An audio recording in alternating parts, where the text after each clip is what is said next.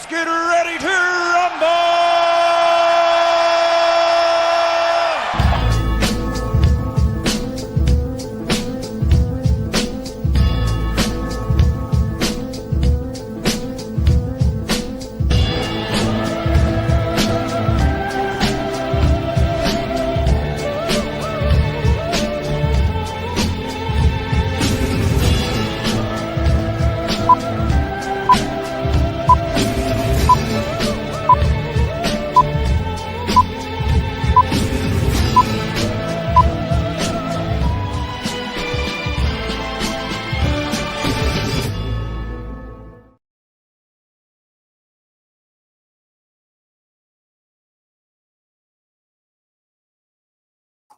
Amazing that I unmute myself as well. Fuck's sake. Can only get better from here. This is your guy, Nick, aka Alfred, proudly wearing my Shanny hat today, as you can see. Welcome along, everyone. This is Shank Club NFL Saturday show. We were due to do a show Wednesday, but obviously you had a family bereavement. So thanks to everyone that reached out to me on a personal level. Really appreciate it. Thank you very much.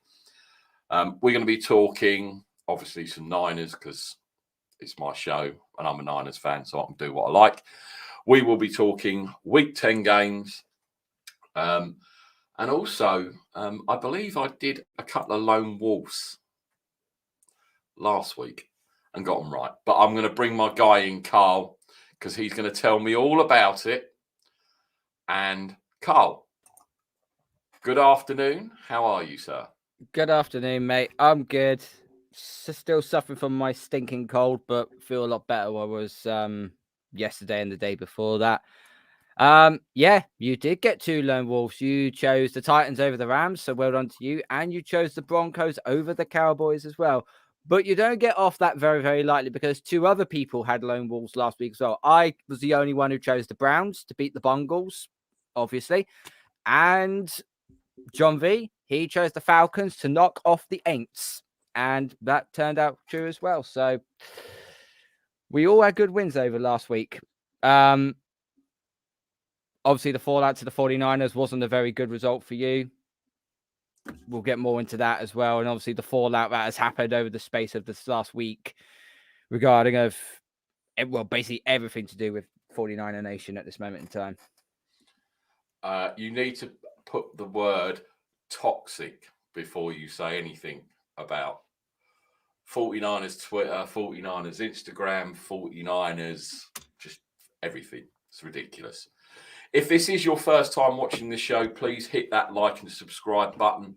Hit the notification bell. Even though everyone knows when we go live, it's still good to do that for us. That would be really helpful. Had a lot of feedback from the last show, which is good. So, yeah, without further ado, let's bring someone in from the backwaters of Kansas City somewhere. Scott, good afternoon, good morning. How are you?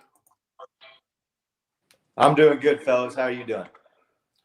Yeah, all good here, all good. And you're not Mr. Smug this week. You're Raiders.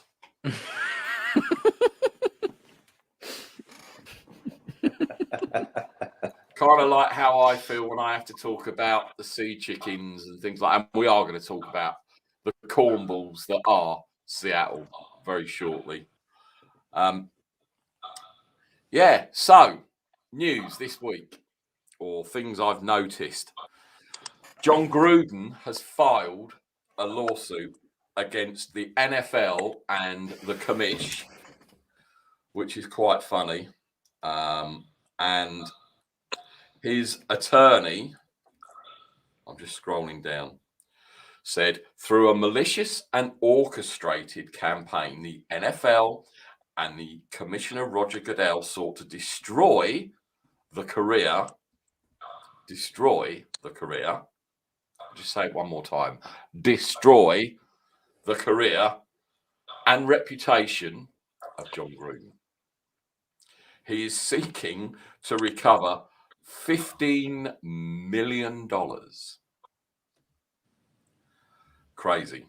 The allegations are entirely meritless, and the NFL will vigorously defend against these claims. Ridiculous. Carl, you've read you've put the statement up on the screen. I put the statement up from NFL.com on the screen, so everyone can see. Yeah. The only thing I think to take out of that, and what's in that statement from what his lawyer said, was the fact there were 650,000 emails and only one was released by the NFL, being the Gruden one. So, I don't know. And I know America is different to the UK with their judiciary and things like that, but it just seems a bit ridiculous to me that, yes, there was only one email that came out, but 15 million destroying his reputation?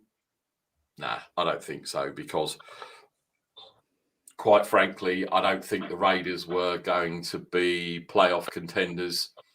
They weren't going to be taken seriously. So he could have got fired this year anyway. So to me, I don't think the only thing it's just made him look stupid. But I do agree on the point of, out of all those emails, why was only one released? It doesn't make sense to me, Carl. As we basically said when this all found out, John Gruden was basically the fall guy in all of this. Had these emails not come about, John Gruden would still be the coach of the Las Vegas Raiders right now. But if John Gruden is going to try and get a lawsuit pushed into the NFL's way, it will then start opening up for Congress, has already said they want to try and investigate what happened to the WFT. And if they do pursue it with John Gruden's law case on it, it's going to open up a lot of can of worms. And I would not want to be in the crossfire of Roger Goodell and everybody else right now. But this is trying to get him something back. He believed he was, I don't know what the term phrase was. The allegations were vigorously he couldn't defend the claim. Let's say, for example, that if John Gruden does get this $15 million claim, it's nothing to the NFL. They could just pay him off, goes, there you go, there's your $15 million, don't come back again. But it could open up to a lot of possibilities. As I said, there's a lot of deep and dark secrets behind the NFL with regarding of this one accusation with the Washington football team, or 850,000, whichever way you want to spin it. But I could just see this only getting worse and worse for the NFL at this moment in time. It's definitely going to get messy. Definitely going to get messy. What do you think, Scott? Do you think it's... I don't know if you've read the statement, but I know, fuck the Raiders, and I understand that because I fucking hate the team. But what do you think about this situation? Has it changed your thoughts on it, the statement? Do you think it's ridiculous that he's filing a lawsuit, etc., etc.? What do you think? Well, I think, there could be a claim to be made that John Gruden ruined and destroyed his own career when he decided to go back and coach the Raiders. So, but aside from that, he's right in a lot of that stuff. Why was he the only one that was singled out? And my personal view on it is that Goodell found out some of the names that John Gruden had called him in these emails, and he took it personally, and he wanted to get some retribution on John Gruden, so selectively released certain emails that made him look bad publicly. And now John Gruden feels like he was done dirty, and he's going to go after the NFL in retaliation.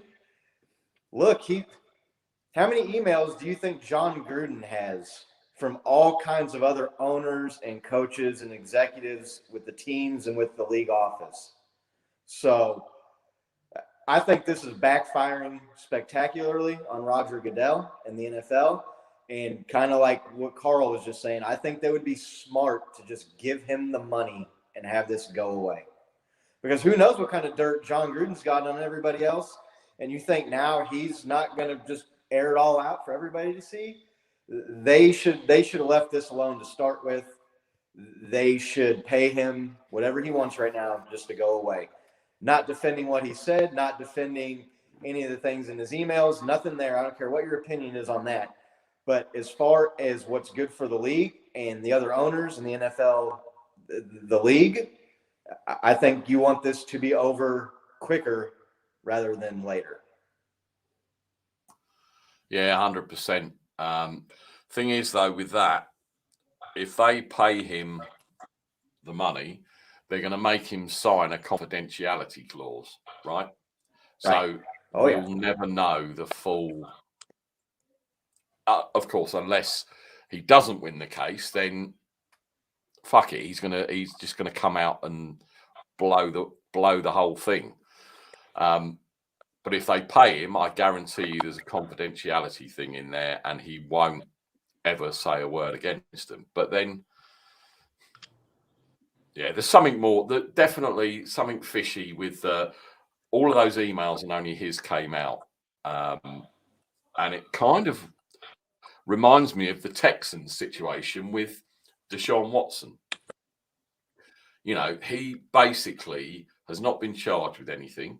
He hasn't. So we can't say he has because he hasn't. Yet he didn't want to play for the Texans anymore. And then, oh, lo and behold, this all comes out.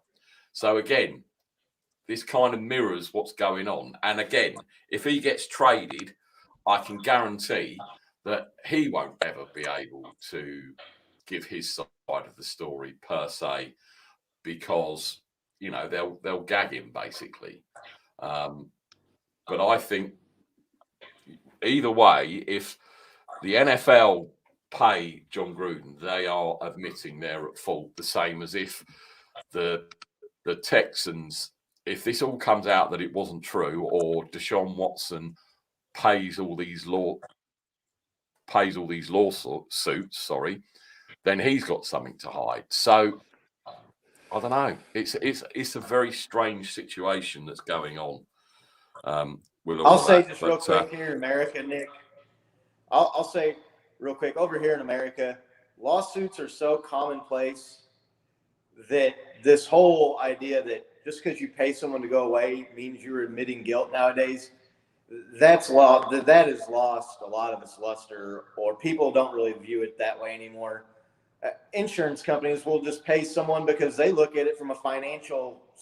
It's like you're hedging your bet, right? I could risk losing $15 million in this lawsuit, or we could see if he'll just take 10 and we're saving $5 million and it goes away, and they get the confidentiality thing. So I don't know that it would be looked at like that. But I don't think anything good from the league can come from them dragging this thing out and taking it to court. And because Gruden, like I said, he's got emails, he's got dirt. He won't even wait until he wins or loses to air all that out. That'll be stuff his lawyer will bring up in court. Oh, it wasn't malicious and it wasn't directed at just my client. What about all this evidence and these emails from this coach, this executive at the league? They want this to go away, man.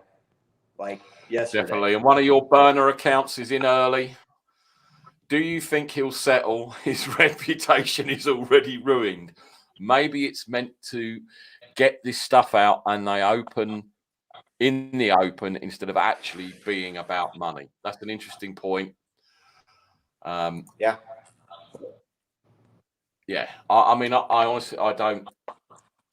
As you say, American justice is obviously different than it is over here. But it's just all very, very strange. All very strange with what's going on. Carl, you got anything you want to talk about news-wise that's happened this week? Obviously, we know that the shit or bust team, aka LA Rams, have now signed OBJ, and like every player that is on the trade block or clears waivers, the Niners should have signed him, this, that, and the other. What is your thoughts on OBJ going to the Rams? Well, I wasn't surprised by the move. There was 2 destinations he said he wanted to go to. One of them was obviously LA, and the other one was Green Bay to play with Aaron Rodgers. But he's gone to LA. His family's out there. His friends are out there. The only difference I don't get, though, he's going from a team in Cleveland where he's basically the bona fide number 1, but he's getting no targets for Baker Mayfield. Yet he's now going to go into LA, and you got to fight targets off Cooper Kupp, Robert Woods, Van Jefferson, Tyler Higbee, plus the running game of Darrell Henderson and Sony Michel. It just feels a little bit like he's gone to LA just to be the big star and not to be the main, not to be, a prolific wide receiver. Because that's all what we thought he would do. Go to another team to see if he is still this prolific wide receiver. That turns out has not been the case. And I'll say this right now. If Sean McVay was not a head coach, he would be a fucking fantastic salesman. He'll sell someone a bag of magic beans for fucking $1 million, and he'd still try and put up such a fantastic pitch to get it, to sell it and that sort of thing. He's just amazing and that sort of thing. Lucky bastard. But the Rams are now in, as you say, it's Super Bowl or bust. They've got the next 2 years will define if they could do it or not. And it's not, if they're playing in the AFC, it wouldn't be so much of a problem. Be like, yeah, this team's going to go to the Super Bowl. They just contain one team in the NFC. But the NFC currently right now is so stacked. It's not going to be that easy. They are basically putting all their eggs in one basket here. And if it goes up and if it doesn't work, it's going to blow up spectacularly in their face. Because it's not sustainable. No, exactly. And that's where it mystifies me that they're win now and they will win now. Yes, I know they had Jared Goff as their QB when they got to the Super Bowl. But they were, they will win now a few seasons ago, and look how that worked out. Right, we got 2 more people to bring in. Hopefully the connections are stable. Ryan joins us. Ryan, good morning. How are you? Good afternoon. Welcome.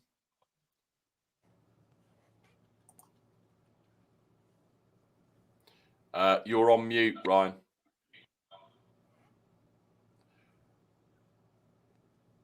Oh, as usual. Oh, they chose to mute them. It isn't great in the car. Ryan, I don't know if you can hear me, but you are on mute. So you need to unmute yourself.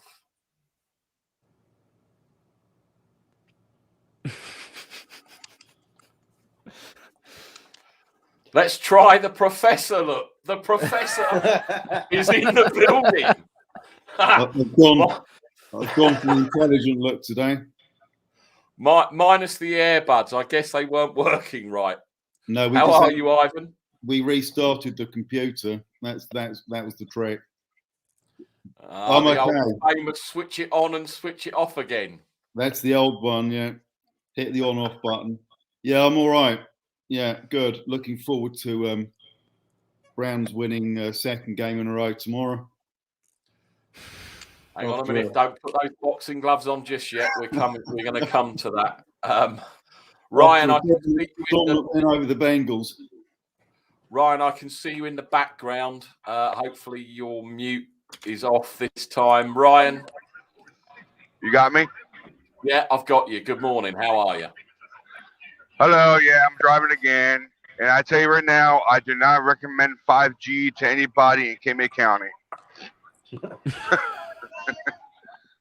We like it when you're driving. It's like driving Miss Daisy when you're out and about in your car. I love you too, Nick. Love you too. So,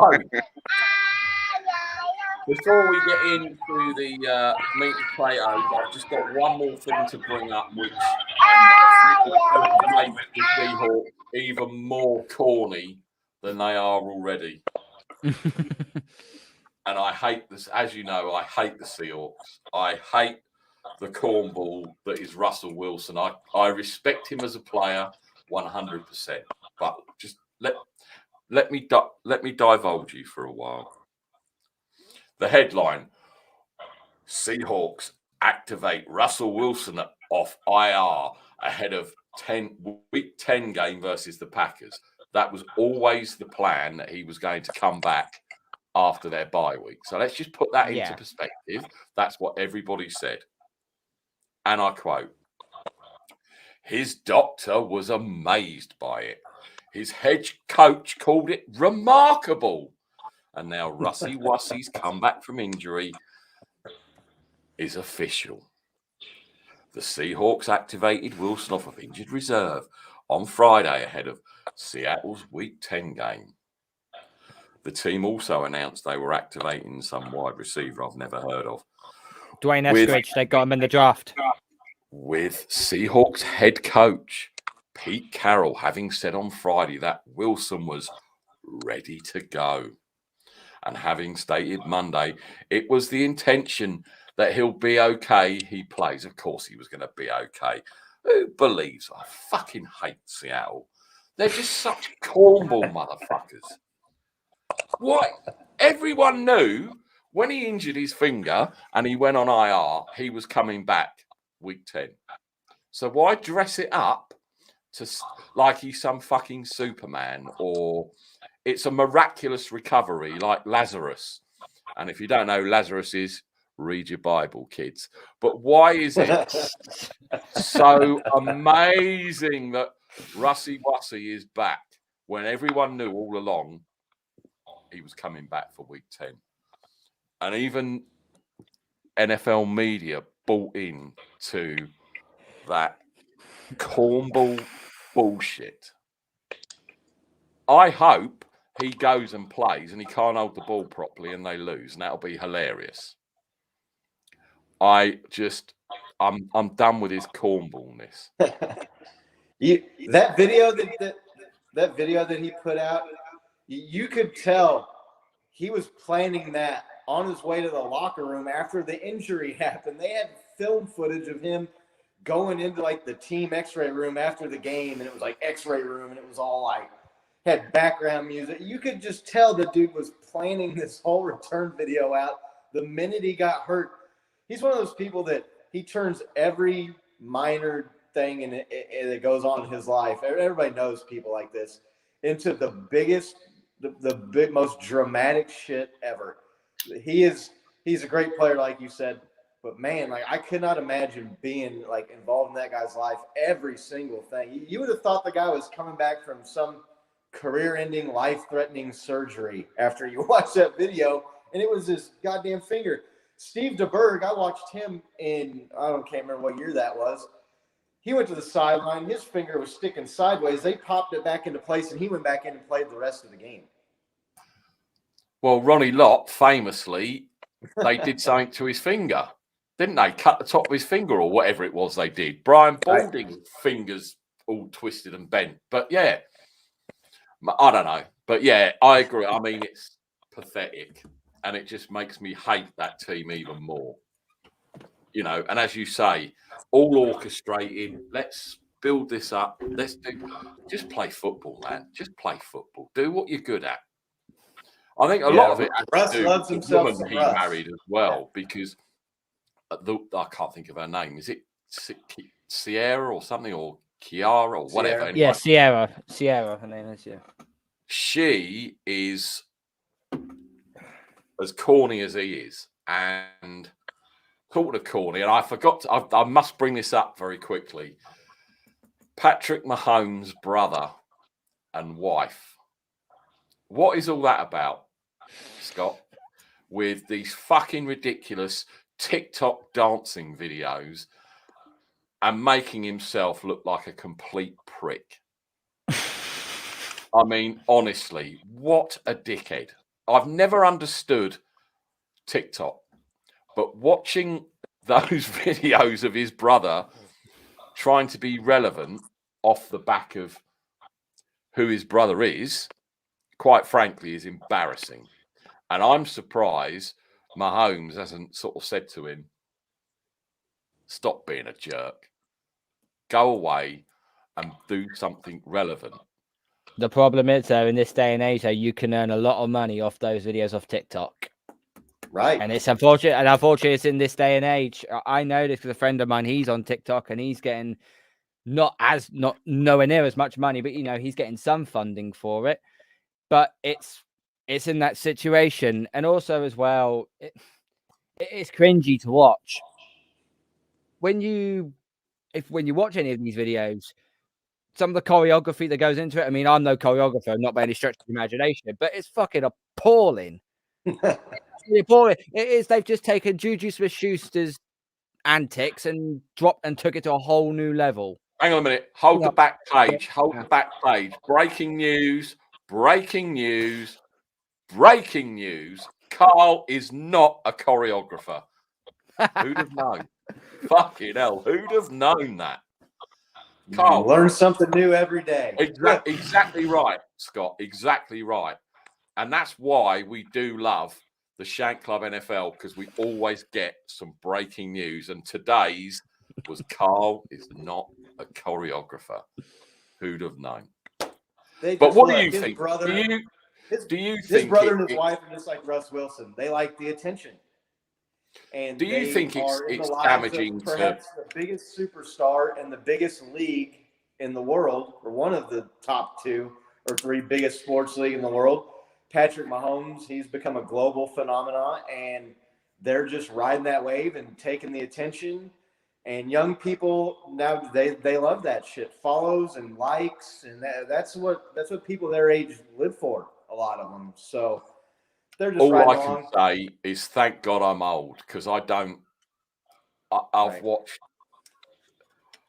I toyed with the idea of joining TikTok. Oh, you've got to join it. It's this, it's that. And then when I saw that, I was like, an excellent TikTok, Nick. Sorry, say again, Ivan. I think you'd be excellent at TikTok.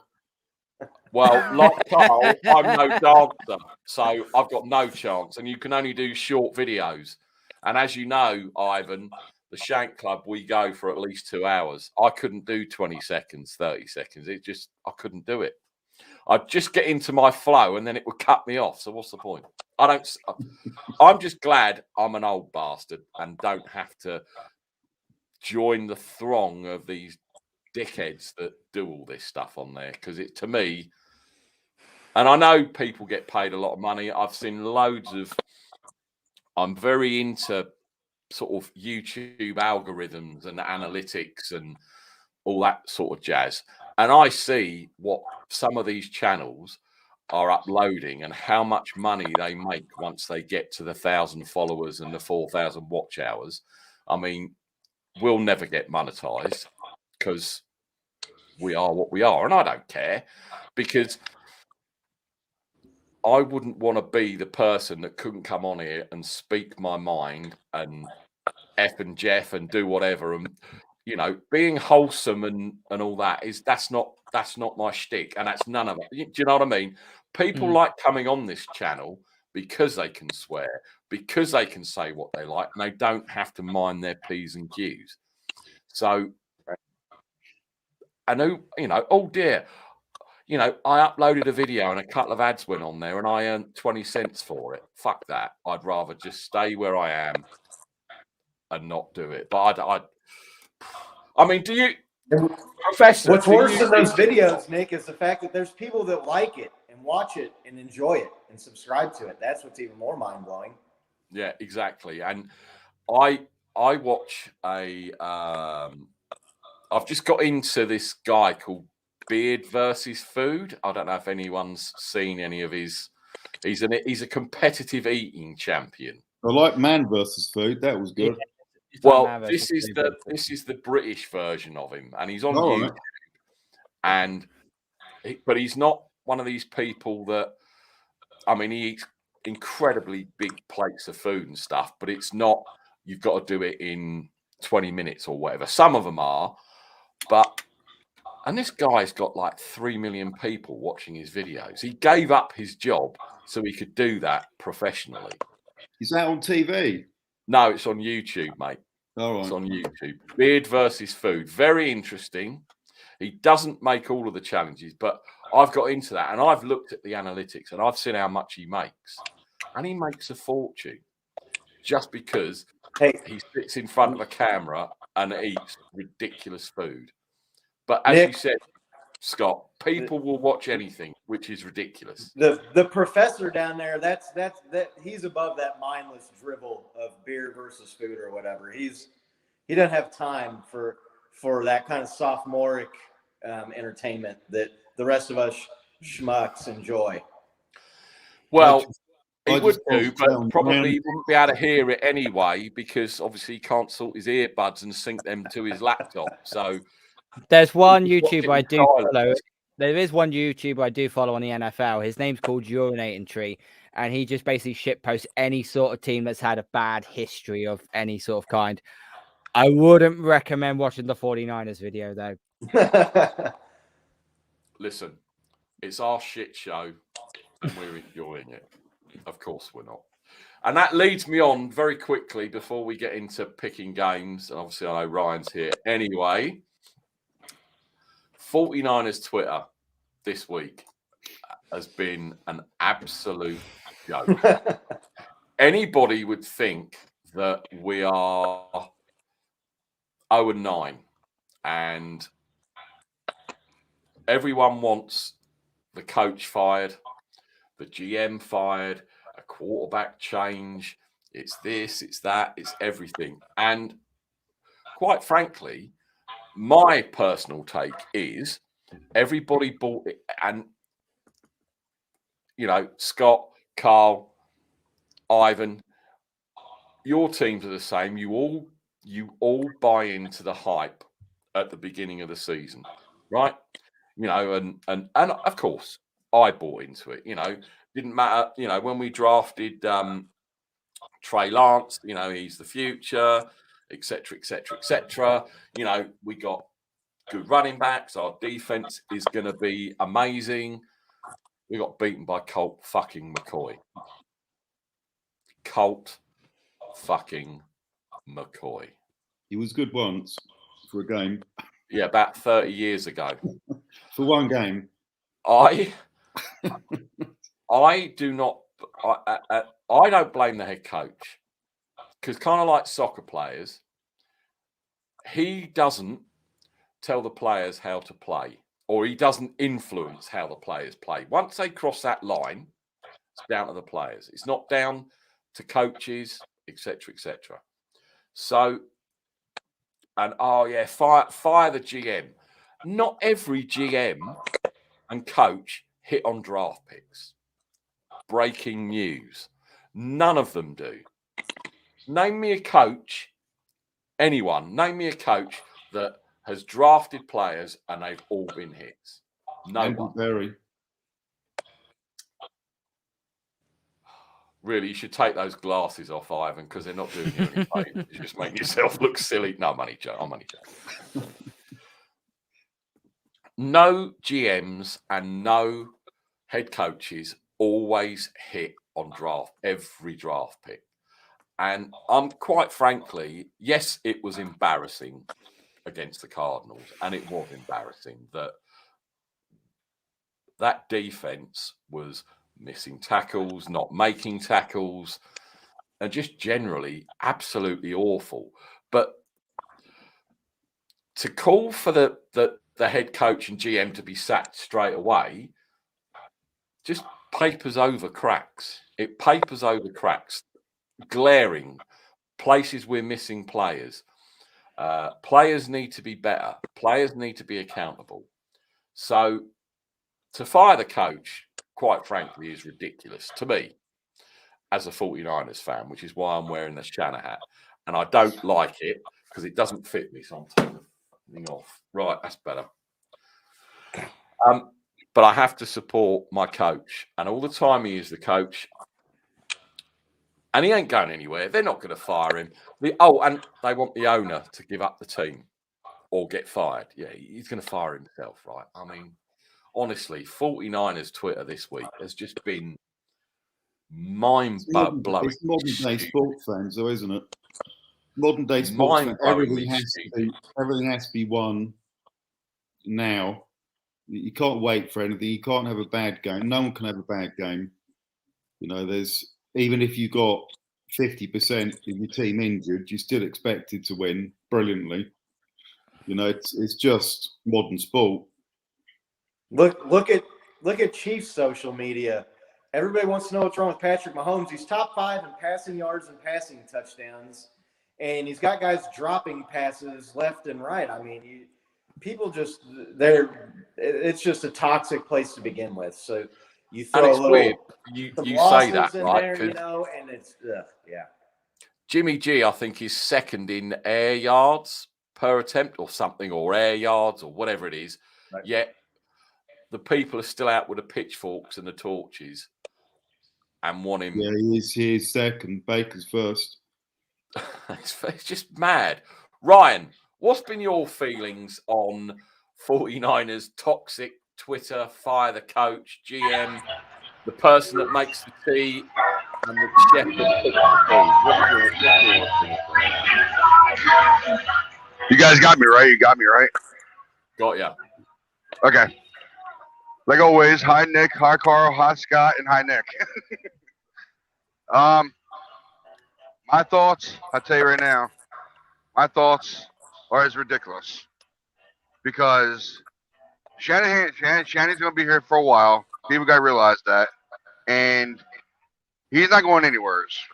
They signed him for a reason. And Ed.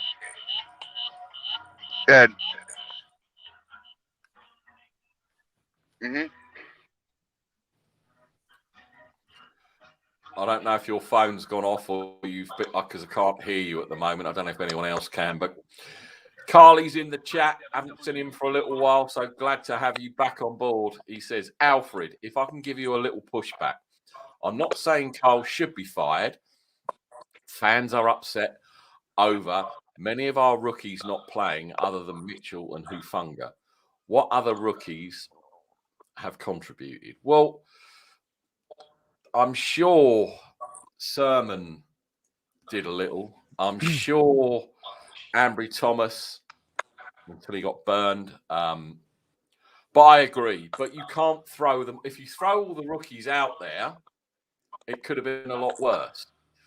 And his press conferences this week, he upset a lot of people because he basically said that, Trey Lance isn't ready. When he's ready, he will play. And of course, that started off the get rid of him, get rid of Jimmy G, get rid of this, get rid of that, get rid of everyone. Yeah, Sermon has played limited, but he played. I get that. And I think we are going to see, because of the injury to Mike McGlinchey, who, quite funnily, everybody was absolutely murdering Mike McGlinchey. He's shit. He can't pass block. He's only good as a running blocker. Blah, blah, blah. Then he goes down, and the only man ever to get a concussion in the locker room sitting down before he goes out to play has to come in. And now that, we really miss him. He was doing all right. Jesus Christ. Talk about switching. My God. Honestly, Jalen Moore, I believe, Carly, is going to be starting this week from what I've seen and read. Anyone but Tom Compton. Fuck it. How can someone get a concussion in the locker room? Anyone want to hazard a guess? I don't Slip and fall maybe or something. I don't know. Just ridiculous. Just anyone but Tom Compton. But he is one of Shanny's guys, and that's one of the biggest things they say. All of these players he signs in free agency are all familiar with his system, i.e. Alex Mack. And I don't think Alex Mack has been that good this season. He's been steady. But he played for him, obviously, in Atlanta. You got... he signed Pierre Garçon when he first got here, and he was unspectacular.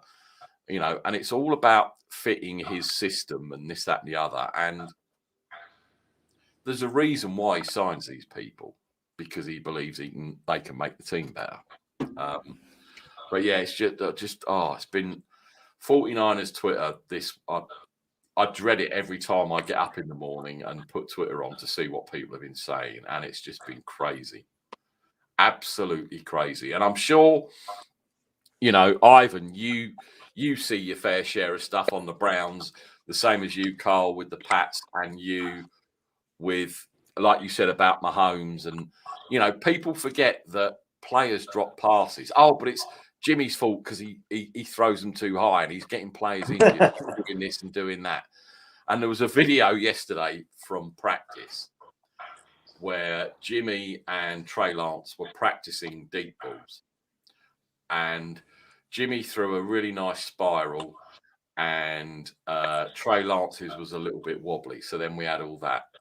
You know, Jimmy can't do this, and he threw it high, and he had to stretch to get the ball, and just fuck off, stop, just stop with it. You know, whatever happens, and all teams go through bad patches, whether it's injuries, bad play, rookies not performing, whatever.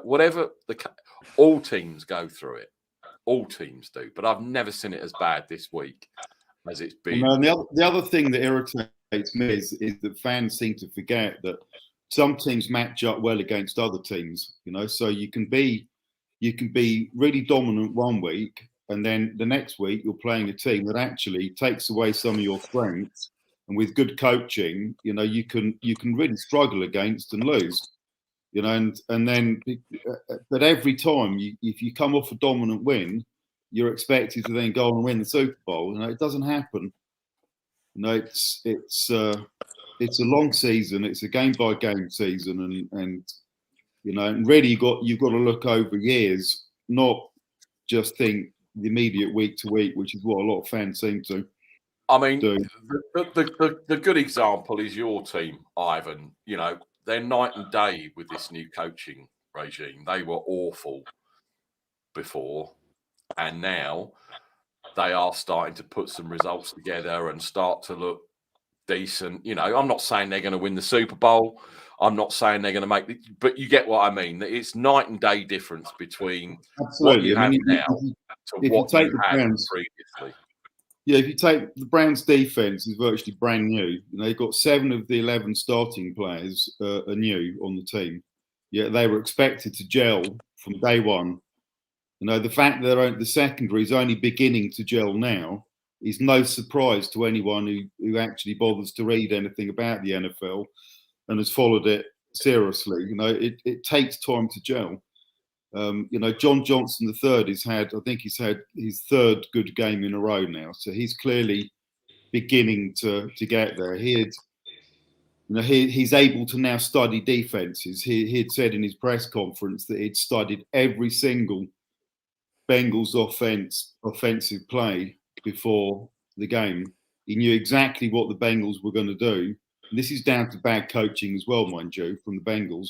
But, you know, he knew everything that the Bengals offense was going to do because he'd studied all their plays and they didn't vary the plays. You know, so as the season goes on, you know, the really good coaches and the really good teams start to bring in different plays because they've saved them for the end of, you know, the latter parts of the season, so that intelligent defensive players like John Johnson, you know, isn't able to, will get caught out if he tries to, you know, learn all the plays. But, you know, that's why the Browns game against the Patriots tomorrow will be a challenge because they've got good coaches, you know, but the Bengals will now start to tail off. They've got bad coaches, you know, and you know, they won't vary their plays. A lot of teams are going to do the same thing. So yeah, it's interesting. But fans do want immediate results, and they expect immediate results, and they don't live in the real world. No, indeed. Scott, what's been the overall perception of your team? Obviously, because they have been struggling, and hopefully, for your sake, they've got over the hump. But what's been the general consensus of either the fringe element that are completely ridiculous versus the what you'd call normal fan? I mean, have you seen a lot of arguments during your sort of bad run that you're now sort of coming out of, or what's it been like with your team? We have those those fans that are here that don't, they've jumped on the bandwagon in the last few years. They don't remember what it was like. Then you got people out there that think that they are quarterback gurus and understand NFL. I've seen people say, "Oh well, I'm trying to think if it was the Bills game, one of the games we lost. There was people saying, well, if Alex Smith was the quarterback on this team, we would have won that game." And I'm like, and Patrick needs to take the easy pass more often, and Alex Smith would do this, and I think all you people did was sit here and bitch for 5 years that Alex Smith couldn't get us over the hump and couldn't make the big plays. And so look, the overall perception of the Chiefs is that Mahomes is struggling, that maybe the league has figured him out. But like I said, he's still top 5 in yards and touchdown passes. He's 2 years ago when he was the runner-up for MVP, he had the same amount of touchdown passes through 9 games as he does this year. Last year in the Super Bowl year, the second Super Bowl year, he was only 150 yards ahead of where he is this year. So it's just the wins haven't been there. Clyde Edwards fumbles a ball in game-winning field goal range at the very end against the Ravens. They lose that game.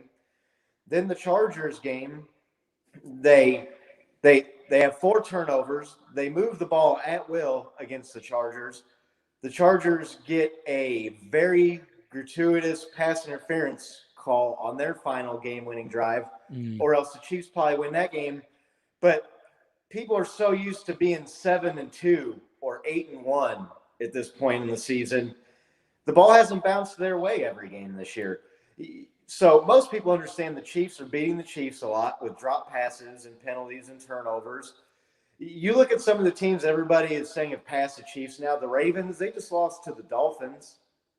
The Bills have lost to back-to-back weeks not back-to-back weeks, but they've lost to the Jets. They've lost to the Jags.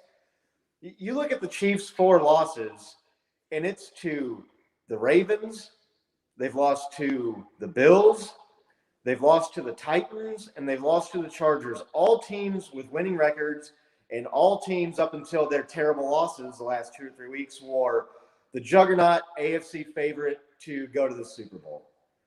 So most people understand that it's a long season, like Ivan was saying. Most people, but then again, you also have those people that are into instant gratification, and a lot of those are the people that are on Twitter and Instagram because they live for likes and upvotes on Reddit and instant gratification. What have you done to me today? Does this post, how many likes is this one? This one only got 100 likes. I need the next one to get 200 likes. So Twitter and places like that are just toxic to begin with. You just got to learn to scroll past it and understand that, a lot of these people don't know what they're talking about, don't watch a lot of football, or they'll love you 1 minute and then they're ready to boot your ass out the door the next minute when you have a bad game. Yeah, it's crazy. It's crazy. Carl, what's New England Twitter been like? Obviously, bearing in mind Cam Newton got binned, the Big Mac attack is in there. What's it been like? Has it been a roller coaster, or is everyone kind of pleased? Because obviously, I don't really follow any Patriots account. I wouldn't say it was quite toxic, but it was very, very argumentative regarding it because there was a lot of people that was on Cam Newton's side of things. The other people saying they want to be on Mac Jones' side of things. Me personally, I was stuck right in the middle. I'm thinking to myself, play preseason. Whoever wins out gets the job. I sit behind. End of. And Mac Jones beat out Cam Newton, and the rest is history. But the way I see it currently, it's been positive. There's been a lot of positivity across Twitter through the Patriots side of things. People are still umming and ahhing on Josh McDaniels or Mr. Screen Guy, as I prefer to call him, because he throws nothing but screens on third down, and that really does bug the shit out of me. Apart from that, we can't really complain about anything because we're rolling after a 3-game winning streak, doing decently. And the team is starting to gel now, really, really good. You're starting to see a lot of reps. Hunter Henry, people thought when Jono Smith came and thinking, Jono Smith's going to be the main guy that's going to get targeted. And Hunter Henry has basically took us back to his rookie year. And then you look at our draft prospects. Okay, we talk about the 49ers redshirting a lot of players. I obviously thought we were going to redshirt Ramondre Stevenson because we had a lot of running backs: Damian Harris, Sony Michel, Brandon Bolden, and JJ Taylor. I thought Stevenson was going to be the one to get redshirted. That weren't necessarily the case. With regarding to Mac Jones, he starts. Our defensive tackle Christian Barmore been an absolute beast for us at the nickel tackle position. We had two guys that already were done for the season before they even played a snap of football for us. And then our 7th round pick, unfortunately, that didn't pan out. But that's it just depends how well an organization uses these little key pieces. You can't just expect these rookies to come in and make an instant impact like that. Mac Jones, you have to give a pass for, because obviously he's a rookie and he's got to start, but he starts on the offense. But if he was playing at a different school in college, like playing at, I don't know, Penn State or Purdue or BYU or anywhere like that, he would not have this much, success right now. But because he played in Alabama, working under Nick Saban, playing in front of a top offensive line, playing with Devontae Smith and Jalen Waddle, he kind of knows the situation he's already been put himself in already. So I kind of look at that and think it's been smooth so far, but I'm just waiting for the minute to jump when obviously it starts going horribly wrong. I don't see it being that way, but there are some Patriots fans who still believe that Cam Newton could have done a better job than Mac Jones, and I basically tweeted out, tell him to go fuck yourself, because that's Mac Jones is here to stay. He's our franchise QB for the next 10, 15 years. 4 years. Yeah, 4 years if they take. Very interesting. You mentioned Cam Newton. 2 more things before we get into week 10 games. Cam Newton going back to where he started. And of course, everyone now is, Carolina fans are all praising the return of the prodigal son.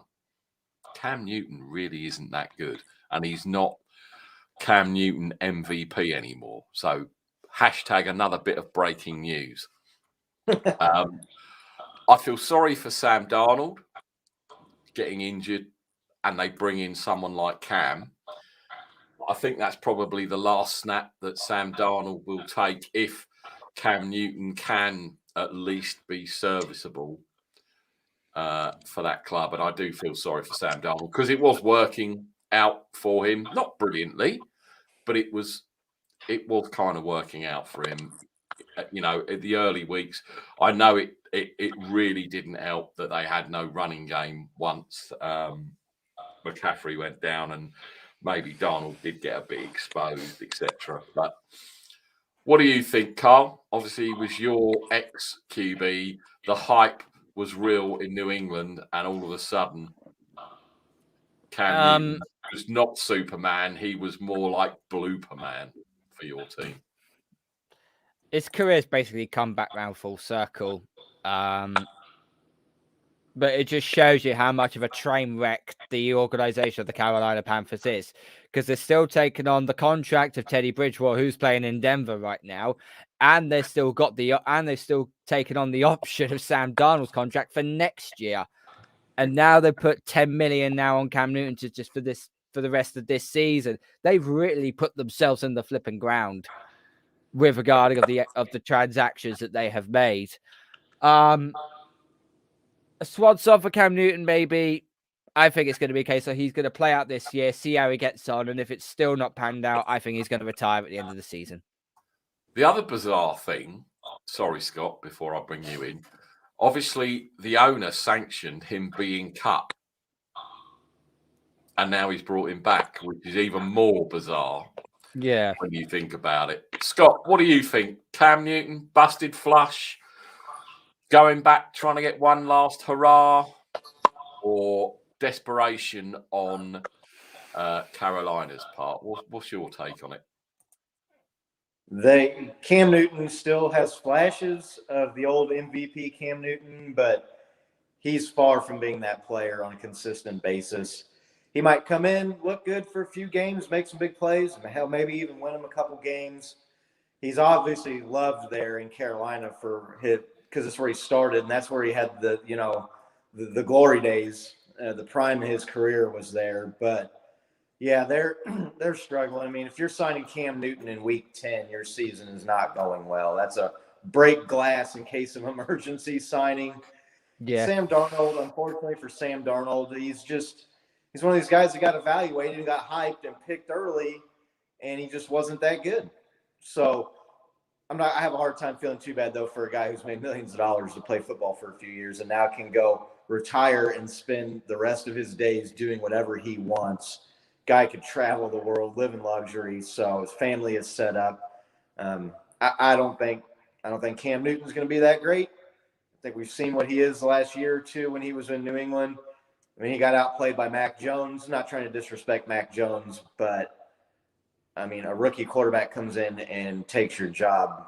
You're probably closer to the end than you are to the beginning. No, exactly. Yeah. Ivan, what do you think on the Cam Newton signing there? Putting out fire with gasoline. What do you think? I agree with everything Scott's just said. I mean, it's just you get beaten out by a rookie, then your time's up. So the fact that he's gone back to Carolina is just embarrassing to that organisation. They've got rid of him. Now they're taking him back. You know, they completely, like everyone else has, completely gambled on what's his name, the ex-Jets quarterback, Sam Darnold, and that was never going to pay off because he's done exactly the same in the NFL as he did in his college career, which was have a few good games followed by, you know, complete rash of terrible games. You know, and they've got his with that sort of pick though. It's not his fault. He was drafted so high. And that's the issue, I think. Everyone, you know, the NFL is littered with, I don't know if it's too hard to call him a bust, but it is littered with He's a backup quarterback. QBs that, you know, are drafted higher than they should be, and it doesn't pan out for them. It doesn't work. And the problem is, though, always in one draft, there's always going to be one quarterback that's going to not meet the expectations that he's put what he got picked with. Sam Darnold is the prime example. I mean, you look at the way the draft has gone and the way it's looked at this year so far. I know it's very early days, but you look at Zach Wilson as being that culprit again. Oh, what a surprise. He's with the fucking Jets. So Right. I mean, some people would say even Trey Lance would have been available. You can't put Trey Lance into that equation yet until we've actually played him a full season. Regarding QBs going earlier than maybe they should have done, is what I mean. I'm not comparing Trey Lance to anyone because he's had 6 quarters, and quite frankly, at the moment, it's not that great. But it doesn't matter because he's got time to develop. But again, a lot of people he could have still been at 11. And they can't understand why they went to 3, apart from you throwing footballs at your couch. Why? I think that's the reason why they did it, Carl. Actually, that is the main reason they traded all that stuff away to go to 3, just so your video could go viral. And I am hoping that I can get that little bit of your video made into a YouTube short and put it on, because that will definitely go viral. And you will be in your own right, a legend in your own lunchtime. You done? Wasn't talking of quarterbacks. Have you done the ankle roll yet? Is that not been mentioned? Oh, fuck my luck! Get the fuck out of here, will you? God, Ivan, no. Can I just tell you why? Hang on. Can I tell you why Mac Jones has done that? Because once he does eventually retire as the greatest quarterback the Patriots have ever had, he's going to go into his wrestling career, and his new name is going to be called Mac Shamrock, and he's going to have the ankle lock as his actual main maneuver. Okay, that's the only thing. That is very true. You could, but again, I mean, that was ridiculous. Look, we've seen this. Look, I could see on both sides of the fence why it looked really bad, and also why it was the quarterback trying to stop the player from actually getting to retrieving the ball. But I've seen so many defenders actually do even worse to a quarterback and not even get penalized for it. Not get bad an eyelid for it. So like a true homer. Just as all the Pittsburgh Steelers fans defend Mike Tomlin for tripping that bloke up on that kickoff return. Right. Oh, well, that was just a comment. Yeah, but that's you didn't see him. It was fuck Yeah. off. He went out there Absolutely. and did that on fucking And no one will ever convince me of anything different. Right. Last subject, then we're picking games. The Ravens-Dolphins game. The Dolphins actually turned up on defense. Did anyone see those two ridiculous roughing the passer calls on the Miami defense? Shocking. Yeah, now, so poor. The first one, 100% was roughing the passer because, and you can see, and they even said it on TV. You're not allowed to bring your full weight down on the QB, which is bullshit because it's a man's game. Man up, for fuck's sake, QBs. But that second one, where and even the Niners had one in the Arizona Cardinals game where they said he grabbed him by the face mask, and he didn't even grab him round the neck. Because I know chokeholds are obviously Scott's MO. We all know that that's what Kansas City do. But even Kansas City would have been aggrieved for that to be called against them. But that second one was absolutely ridiculous. And I don't, we want to see hits. We want to see players being, but that's just being ridiculous. And the refs, whoever threw that flag, should be ashamed. And I think they need to bring in reviews on suspect calls like the second one in the Miami game and also the one that the Niners got flagged for because they were 3rd and 20 or something. And not to mention the fucking Bears Steelers diabolical calls. Yeah, on Monday exactly. Night Football, I mean, I don't, and I know a lot of people, the NFL's rigged and this, that, and the other. I don't think it is rigged, and I don't. No, it's not rigged. Can I tell you what? Can I tell you Vegas or whatever it is? But can I tell you why it's rigged? Ridiculous. Can I tell you why it's not rigged? It's the NFL being total utter cheap asses. Whoever is in charge of whoever's in charge of the main officiating of that, they are not paying them enough to do a certain job. When you watch Red Zone, you watch games, so like you watch Fox's game of the week. You get Dave Blandino in the studio in a studio full of television. It's going through all different. I know his brother. His brother's name's Dean, by the way. Sorry, it's Dean Blandino, not Dan. But anyway, sorry. Dean Blandino, sorry.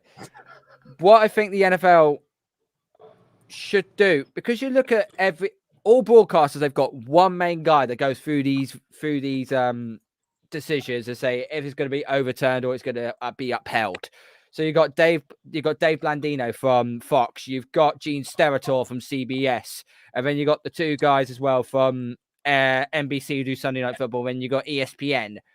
Those four guys, they need to be in a room together, not obviously near the stadium, but obviously in LA or in New York or in fucking, I don't know, Nebraska, anywhere. Put them in a room, watching all the games as they go along, and they make the calls and feed them back down to the officials to say, you may need to have a look at this because there is something kind of saying like VAR in soccer. The NFL have already something to do with this, okay? They have the Sky Cam.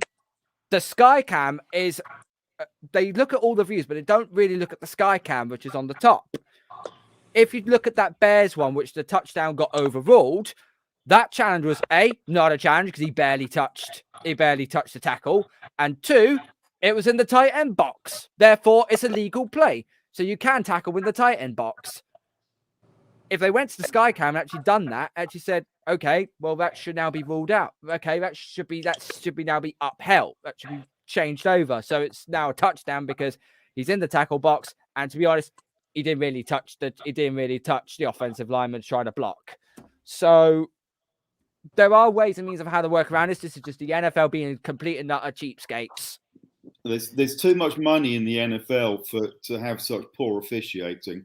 You know, it's just ridiculous. I mean, that roughing the passer, I mean, it's called roughing the passer, not touching the passer. You know, you've got to actually rough the passer, I would think, in order to have the flag thrown. He touched him. He didn't, and that's not the first time you've seen that in games. It's not just that time. It's happened. I think as well, Ivan and everyone. I know, even in soccer, where there's a bad tackle or whatever, the referees don't have the 26 camera angles, the slow-mos, the this, that, and the other. But you never hear the zebras come out and actually say, let's bring Ryan back in, hopefully he's with us. You never hear the officiating crew come out afterwards and say, and it's the same in soccer, oh, sorry, we made a mistake on that call. And they should really be held accountable because that second roughing the passer was ridiculous. Yeah, that was... Even at full speed, can you honestly think, and I haven't watched it full speed, but do you see how can you say that was roughing the passer even at full speed? It's ridiculous. Well, they hit him in the head, and if you touch the quarterback's head, it's a penalty. I blame the rules as much as I do the referees on instances like that. They want to protect the quarterbacks because the quarterbacks are the ones who make most of the big plays and are a majority of the product. But yeah, I mean, it's football. I mean, it's a ridiculous rule. You know, you saw the Bears game where the referee backs into and runs into the player and then throws a flag deliberately. Like he looks ex-49ers player as well, and he was never that good when he was with us. But they're beyond reproach. You can't criticize them. You can't say anything bad about them. You get fined. You get in trouble. The league obviously isn't. You never really see referees getting suspended or replaced for making bad calls or terrible calls over and over and over. Do you know the interesting thing you say about that, Scott? And over here in soccer, I don't think it's happened for a few years, possibly. If a ref had a bad game over here in soccer, say he was a Premier League ref and he had a really bad game, instead of being on the Premier League game the following week, they demote him down to like playing two-man in his dog league. But they never, as you say, they never do that in the NFL. And maybe that's something they have to look at because whether it's the back judge, the line judge, the head ref, whoever, if you're making that call and it's wrong, you should, as you say, be held accountable, and they won't be. It also depends how egregious it is. If it was, you could say if it was a 50-50 call, you have to give them the benefit of the doubt. But if it was a really blatant egregious call, then I take your point. Indeed. Right. So, right. But my opinion is refs have always sucked and they're always going to suck. So I'm just warming up my lone wolf voice because we all know I am the reigning. That's taunting on the fucking refs of lone wolves. So we are going to pick some games. Week 10. Let's pick some games now. In no particular order. Bills versus Jets. Little side note, and I do like these little side notes that the NFL app has underneath, and this could have upset all over it until you read this. The Jets have allowed 31.4 points per game and 400 an 8.1, and that 0.1 is obviously very important. Total yards per game this season, both most in the NFL. Now, a couple of teams last week, one of which surprised me was how bad the Bills were last week in their game. I don't know. I'm really surprised at the Jets because obviously they've got Salah over there, good defensive coordinator, a defensive mind, but it's not working.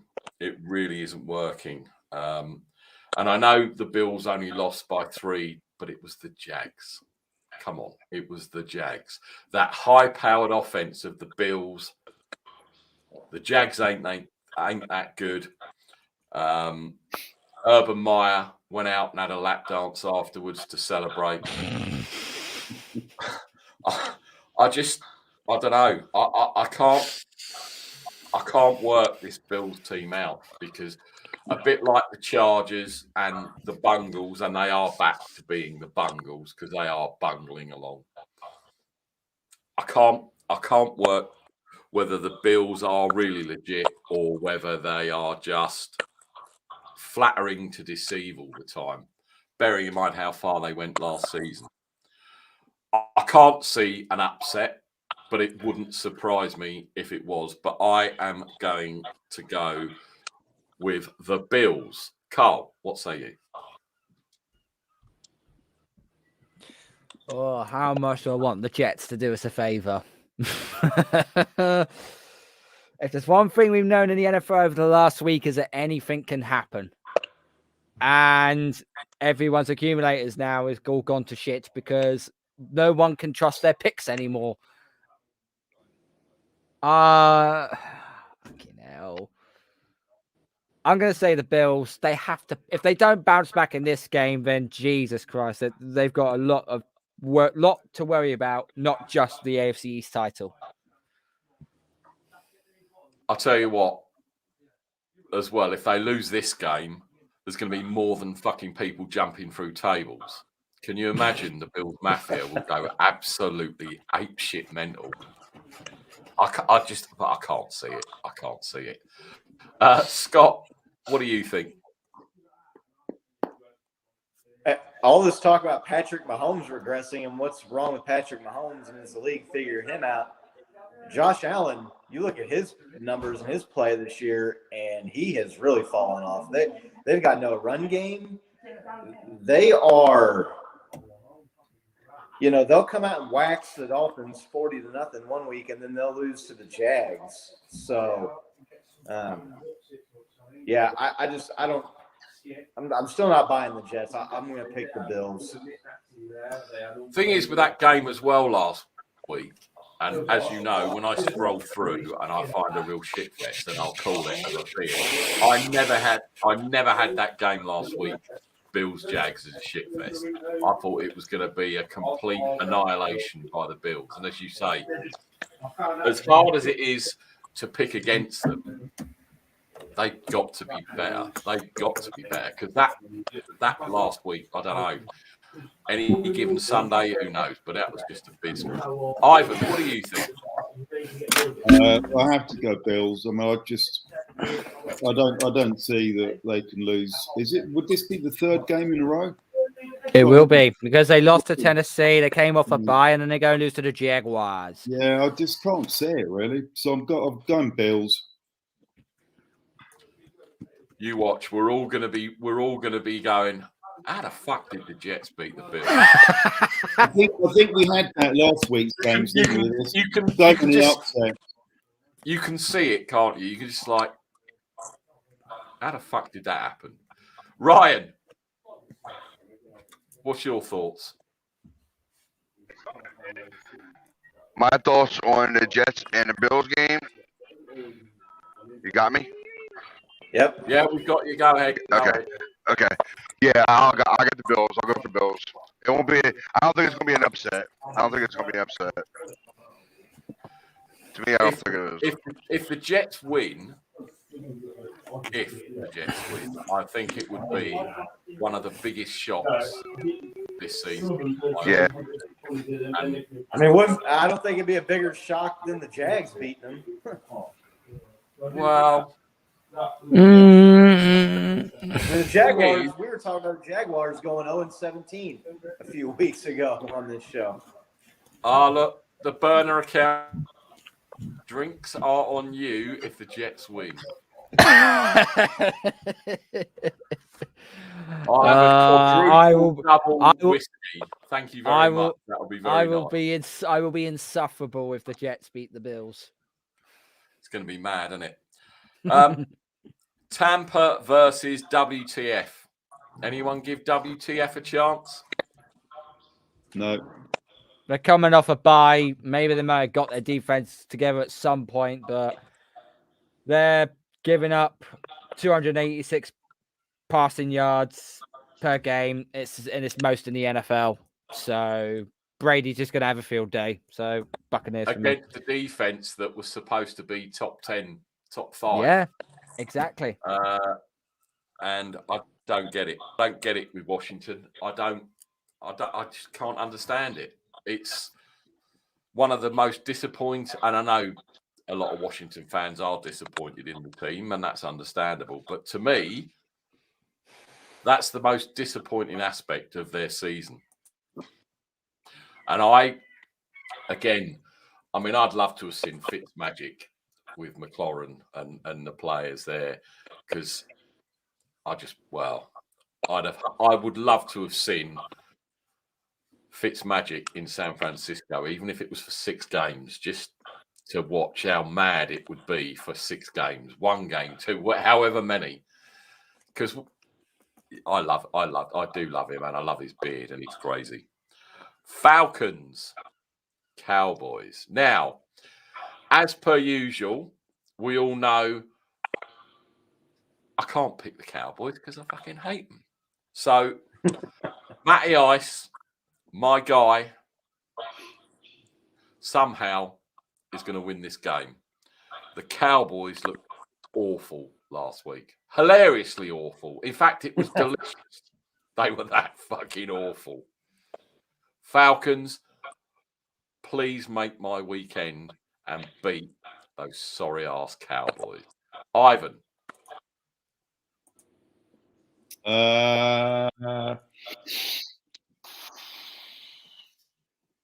I think I'm going Cowboys for that one. Boo. Or should I say moo, moo? Scott, who you got? Cowboys beat the Vikings with Cooper Rush, and then come back, get Dak back, play a crappy Broncos team that just got rid of Von Miller. And Breaking news. Home. Breaking news. Quarterback controversy in Dallas. No, I just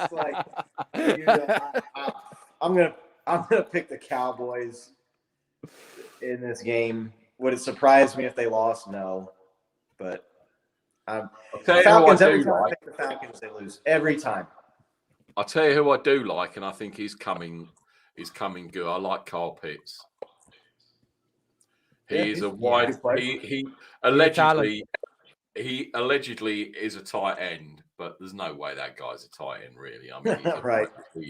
slot receiver, and he started off really poorly, and now he's got his wheels under him, and you're seeing the potential. And again, he's one of those players that could have been amazing in college because of the teams they were playing, and wouldn't transfer that to the NFL, but he's now starting to transfer it, and he's becoming fast one of Matty Ice's targets. And I'm pleasantly surprised that he has become the player he has, because, as I said, you see a lot of these players come out and everyone said he was one of the best players in the draft, etc. And he's starting to live up to that billing, I think. Carl, who do you think? Falcons haven't won back-to-back games all season. The Cowboys are going to be wounded, but they're going to come back with a vengeance. So I'm taking the Cowboys to win this. Moo. Okay, we'll get Ryan's when he comes back. Saints versus the Titans. Now, oh, he's back. Hang on.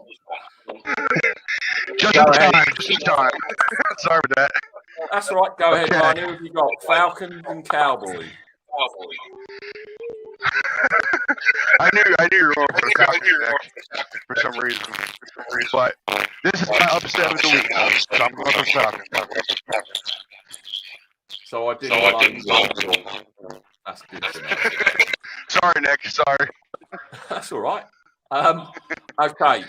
Saints Titans. Now, Saints are going to be without Alvin Kamara, who was featured heavily last week, and I did actually watch that game, and I thought, the 1-2 punch they had in the backfield was working quite well.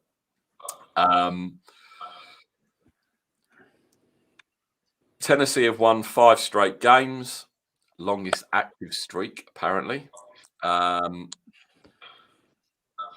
But I'm going to say Titans for me. Titans on this one for me. Carl. Alvin Kamara is basically the New Orleans Saints offense. I'm taking Tennessee to win this. Scott. Yeah, Tennessee was pretty surprising. Now, Matthew Stafford had more to do with the Titans winning that game than the Titans did. But it was a pretty impressive win still for them to go on the road without, Derrick Henry and beat the Rams, who I think are probably the best team in the NFC. So, yeah, I probably would have picked Saints if Kamara was going to play, but I can't pick the Saints without their best running back, and who God knows who's playing quarterback for that team. So, I'll pick Titans. Ivan. Well, this is the exact sort of game the Titans would blow, because they do it every year, don't they? Yeah. They just do it every year. I really, really want to say, because my gut says the Saints are going to therefore beat them, but your head says how can the Titans lose this one? So, but they probably will. But either way, I have to go with my head. I have to think the Titans are a better team, so therefore they should theoretically win. So I'll go Titans. What say you, Ryan? We got the Titans and who? I forget what team it was. Sorry. Saints. What was it again? Saints. Okay. Titans are at home. I remember that. What is the point spread? Do you know? Oh crap! Sorry, but I'm sorry, Carl. Sorry, bud. I forget what it was. I would say it's going to be in the Titans' favour by 7 at a guess. Yeah. Oh, Derrick Henry's not playing, right? -3. Titans are -3. -3. Man. And I know Alvin Kamara's not playing. He's not playing on the Saints. Oh man, tough one. It all depends how defenses I go. I'll go for Titans because they're home. That's the only reason I'm going for Titans, because they're home. All right. Okay. Clean sweep Yeah, for the Typhoons. The lap dancing specialist versus the Colts. Now, interestingly, Indianapolis have scored 25 plus points in 6 straight games this season. Jaguars coming off of beating the Buffalo. Well, I can't say what I want to say. Buffalo bollocks. I'll say that because they weren't good last week. I've got to go Colts at home. I can't. I just can't take the Jags seriously. I just can't. I can't. And they've been a joke for the last 5 years, 4 years. Who knows? They haven't been very good. They're still not very good. Colts are improving. Defense is on point. I'm going Colts. Ivan? Colts, yeah. Ryan? I got the Colts. I don't think we're going to get anyone saying Jaguars. Even Scott, if he banged his head and had concussion, I don't think he's going to pick the Jags. Who have you got, Scott? I don't know, Nick. Urban Meyer's really got the Jags grinding out wins here lately. No, he's grinding. He's grinding, not the team. Let's get that straight. He is grinding out something, not the team. I'm gonna pick the Jags again, man. I'm gonna go with Urban. That's brave. Can I just confirm, like Tom Compton, you are the only Shank Club member that got concussion from just sitting in your chair and not moving? Because that's a weird pick. I don't know, man. I don't think the Colts are that good. And who knows? Jags have won 2 or 3, right? They beat the Dolphins and they beat the Bills. So I'm gonna pick the Jags. Nick couldn't take that pick, huh? I don't think it's so much Nick can take the pick. He's got to go onto his cellular phone briefly and he'll be back on.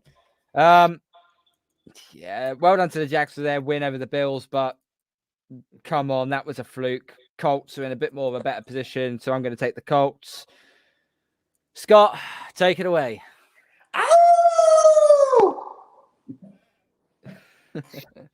Good stuff. Okay. Detroit Lions at the Pittsburgh Steelers. Lions coming off a bye week. Steelers coming off again a very, very unconvincing win against the Bears and some help from the refs. Let's put that into perspective first. Scott, we'll go to you first. I don't see the Lions getting their first win here. They just look like a terrible football team that I don't know what they're terrible. The Lions are just terrible all around. I hate to pick the Steelers, but I can't pick the Lions. I'll pick the Steelers. Ivan? He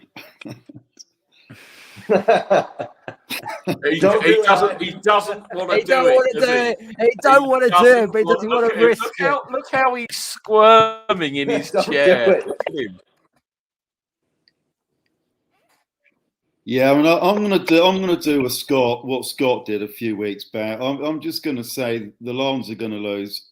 There you go. That really, really, really was difficult for you, Ivan, wasn't it? You can't even say the word. I am going to lone wolf this. I am going to say, and bearing in mind the last time I said you did it last week. The Lions got waxed by 40 points. So it doesn't bode well. But I'm picking the Lions. Good for you. Sorry, obviously I jumped out, so I don't know. Have you picked, Carl? No, I haven't picked, mate. This has all the makings of a trap game. If it wasn't the Lions. Right. So I've got to take the Steelers.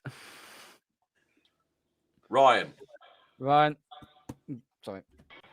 Yeah, I couldn't hear Nick because he's doing the same thing. He's doing the circle thing, so I can't hear him either now. Since he went out and came back in, I couldn't hear him now. But like Scott said, Lions are a bad football team. They are. And we know they're worse than the freaking 49ers because we got wins at least. But I got a feeling it's going to be a bombshell. And I got a feeling the Steelers are going to whoop that ass. I have a feeling. So I'm going for Steelers.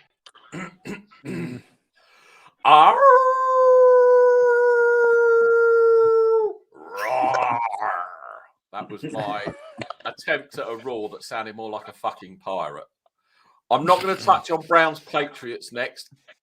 we're going to leave that to second to last before the Niners because Carl and Ivan have got to get their boxing gloves on, ready for the slugfest that is going to be that game.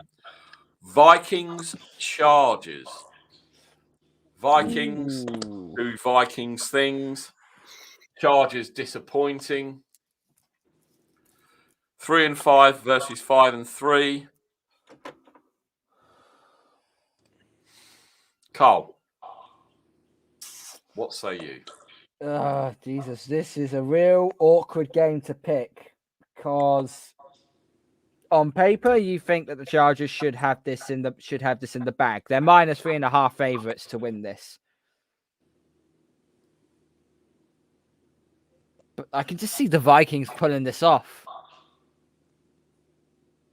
Minnesota right now, Kirk Cousins, when he's on the road this year, he's had 10 touchdowns, no interceptions. He's better on the road than what he is at home.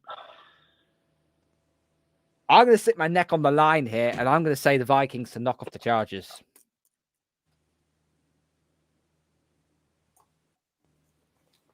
Interesting. Scott. I'm with Carl here. The Vikings in that run game with Dalvin Cook and Alexander Madison against that worst rush defense in the league of the Chargers. Chargers been kind of exposed these last few weeks. They needed a last-second field goal to beat the Eagles. They lost to the Patriots. They got waxed by the Ravens at home. They're not as solid of a team as everybody thought they were at the beginning of the year. They have a couple of wins that easily could have been losses, and we'd be sitting there saying same old Chargers. I'm going to pick the Vikings as well. Ivan?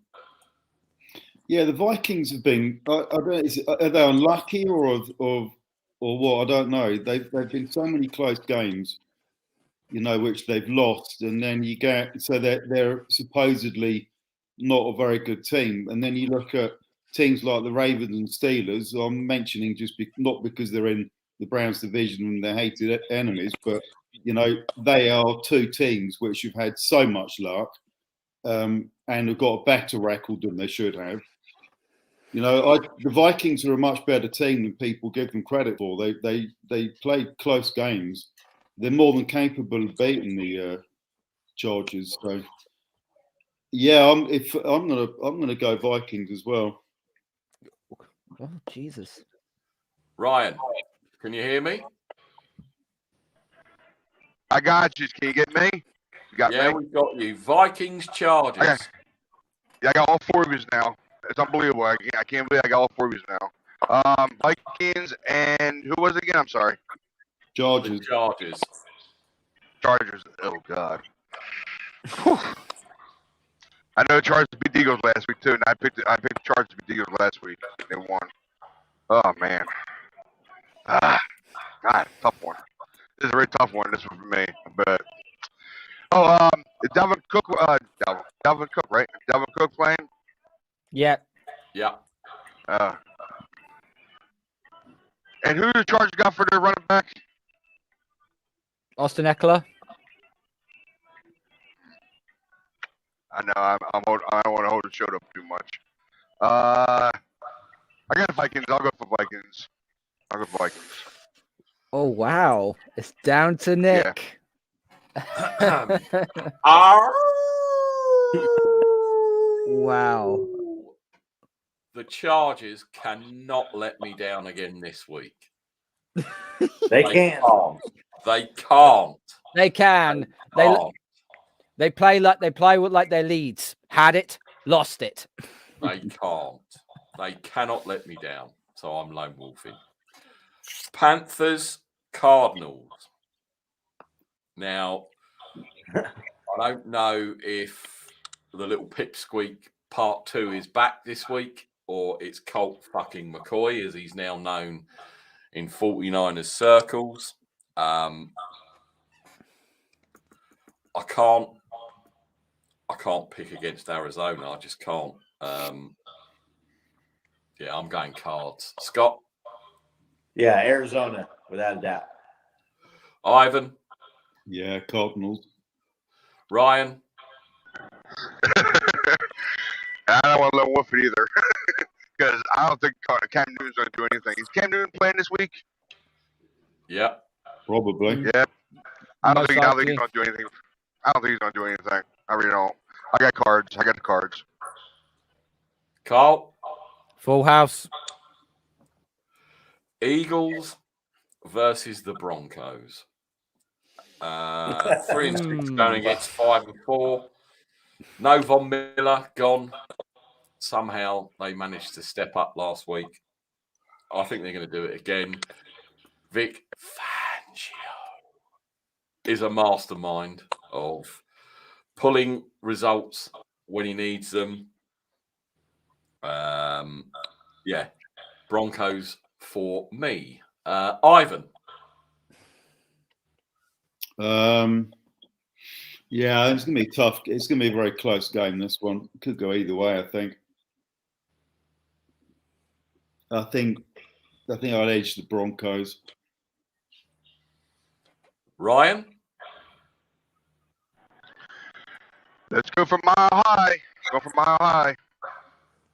Everyone wants to be in the Mile High Club today, possibly. Carl?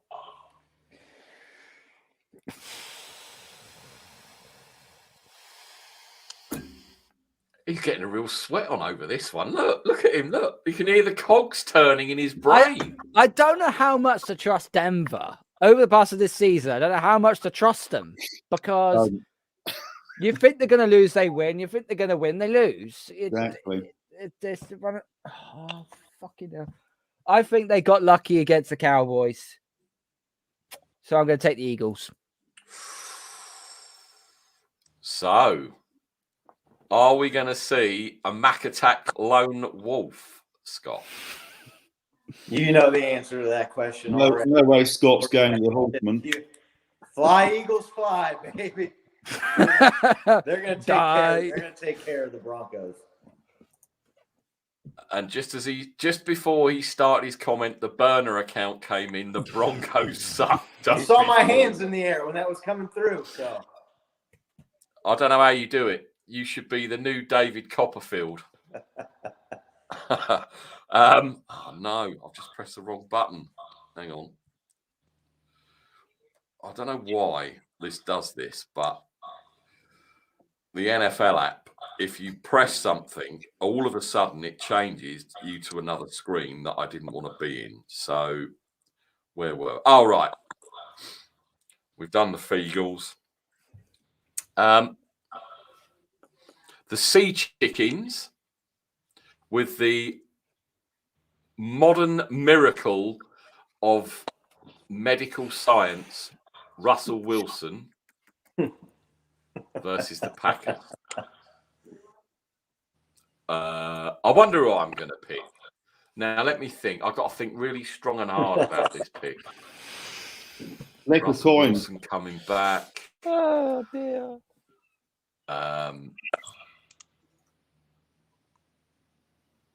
He's gone. he couldn't pick. He's really thinking. He couldn't pick the Sea Chicken. We need the Jeopardy soundtrack in the background while it's still thinking about it. Is Aaron Rodgers back? Yeah. Yeah, I think he is. It's going to be a case of who do you trust? Do you trust a quarterback that's come off COVID because he's an arrogant arsehole, or do you trust Russell Wilson who's coming off an actual legitimate finger injury? I'm going Green Bay. Yeah, Packers easy in this one. Yeah.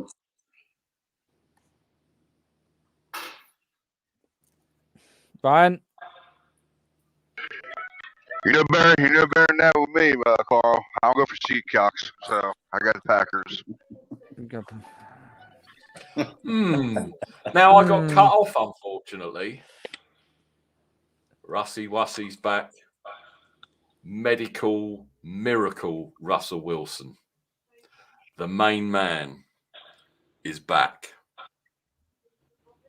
And they're still going to fucking lose. Fuck the Seahawks. Yeah, I'm taking the Packers to win this. So Did we have a clean sweep, or did someone actually pick the Sea Chickens? No, clean sweep. Clean sweep. Like, see, that's why I get you all on, because there's certain games where you just all have to pick against the Seahawks, and I love it. Right, 3 more games to go. First one. Now, I know it's going to be a tough choice for Scott, this one. Oh, yes. Chiefs versus the Faders. The world famous Raiders. Scott.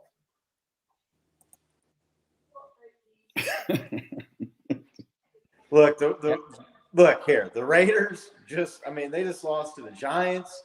They lost to the Bears a couple weeks ago. Their coach is gone. Their best wide receiver is sitting in jail right now.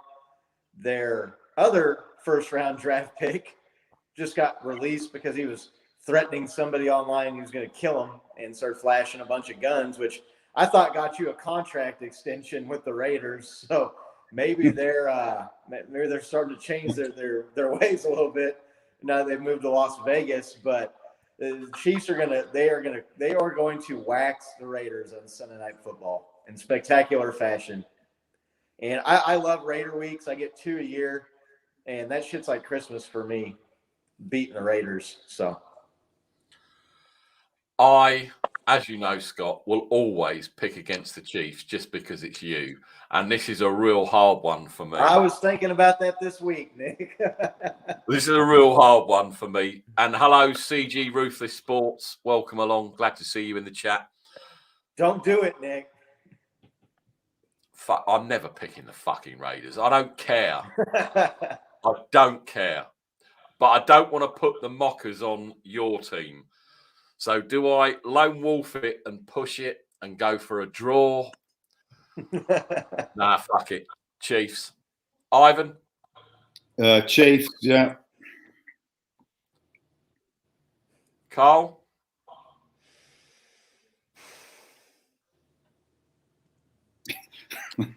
He's doing it again. Those cogs are working. He's going to have a lay down in a minute. Look at it. Just say Chiefs. Carl. Come on. Look, he's even had to go off camera. He's that. Oh, shit. This is awkward because the last 2 games of Chiefs haven't been that impressive, and the Raiders have been dog shit. This is going to be a case of which one am I going to put the trust in most.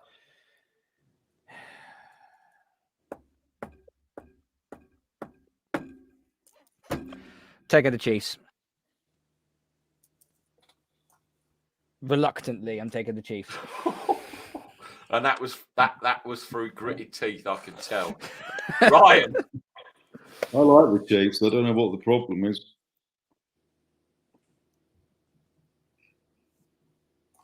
Ryan, you're up.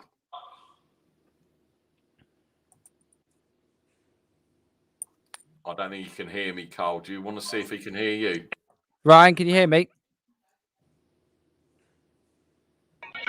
Yeah, I can hear you, Carl, but I can't hear Nick.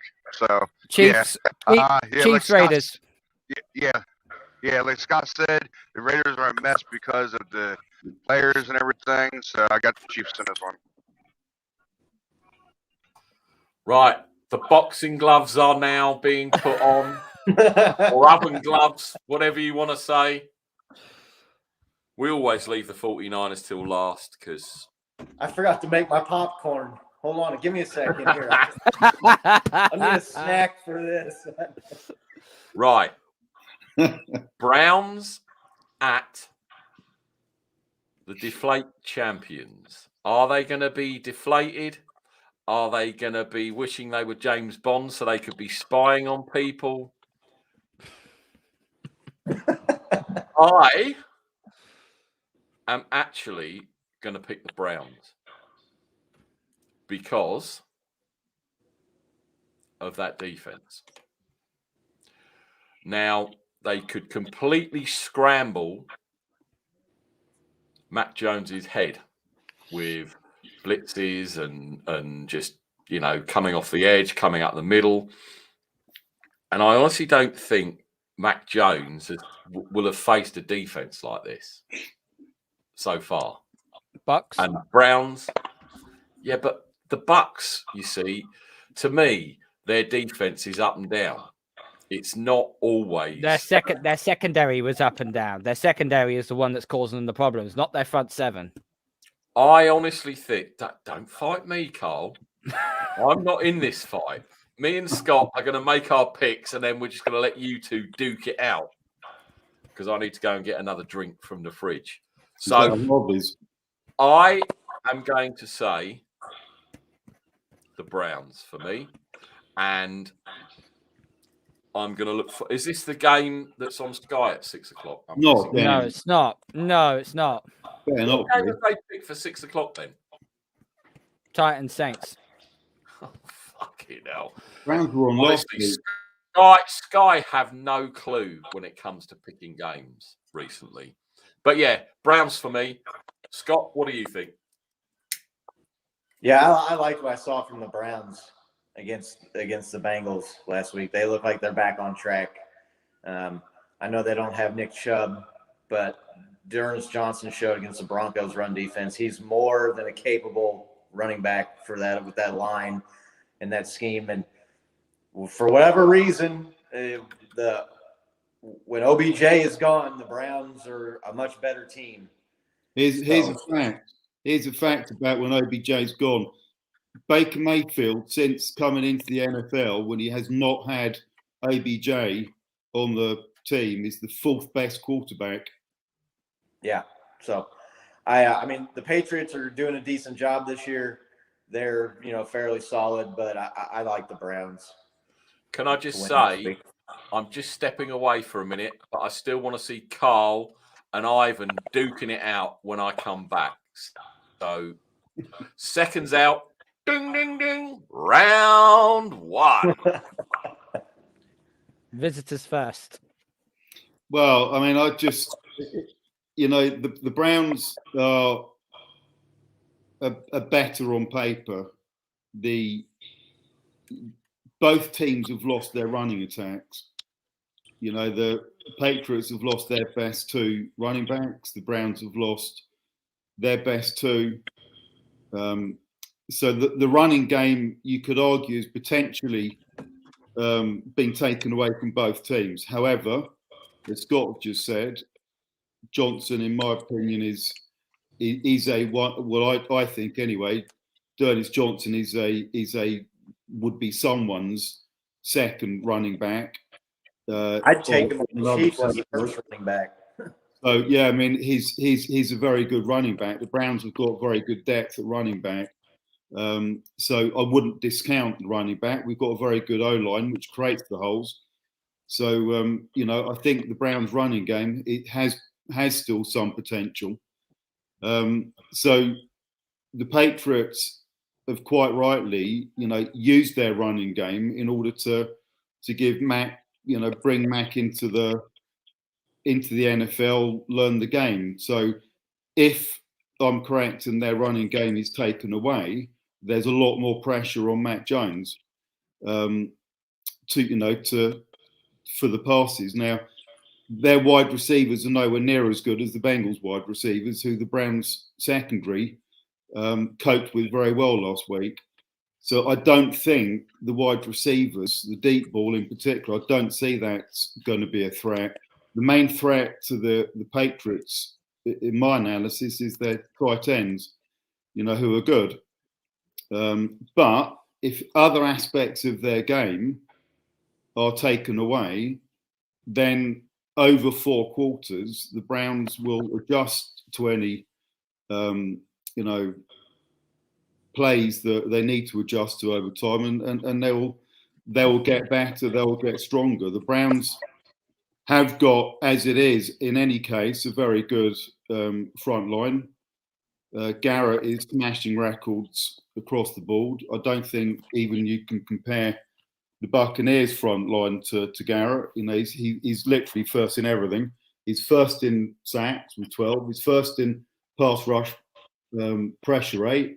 He's first in quarterback hits. He's first in pass rush win rate.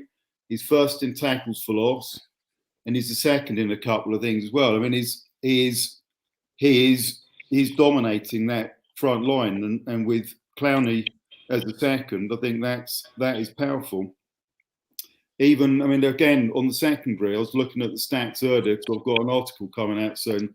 But you've got Burrow targeted Ward and Newsom 15 times last week. They made 87 yards, and the passer rating was 37.36.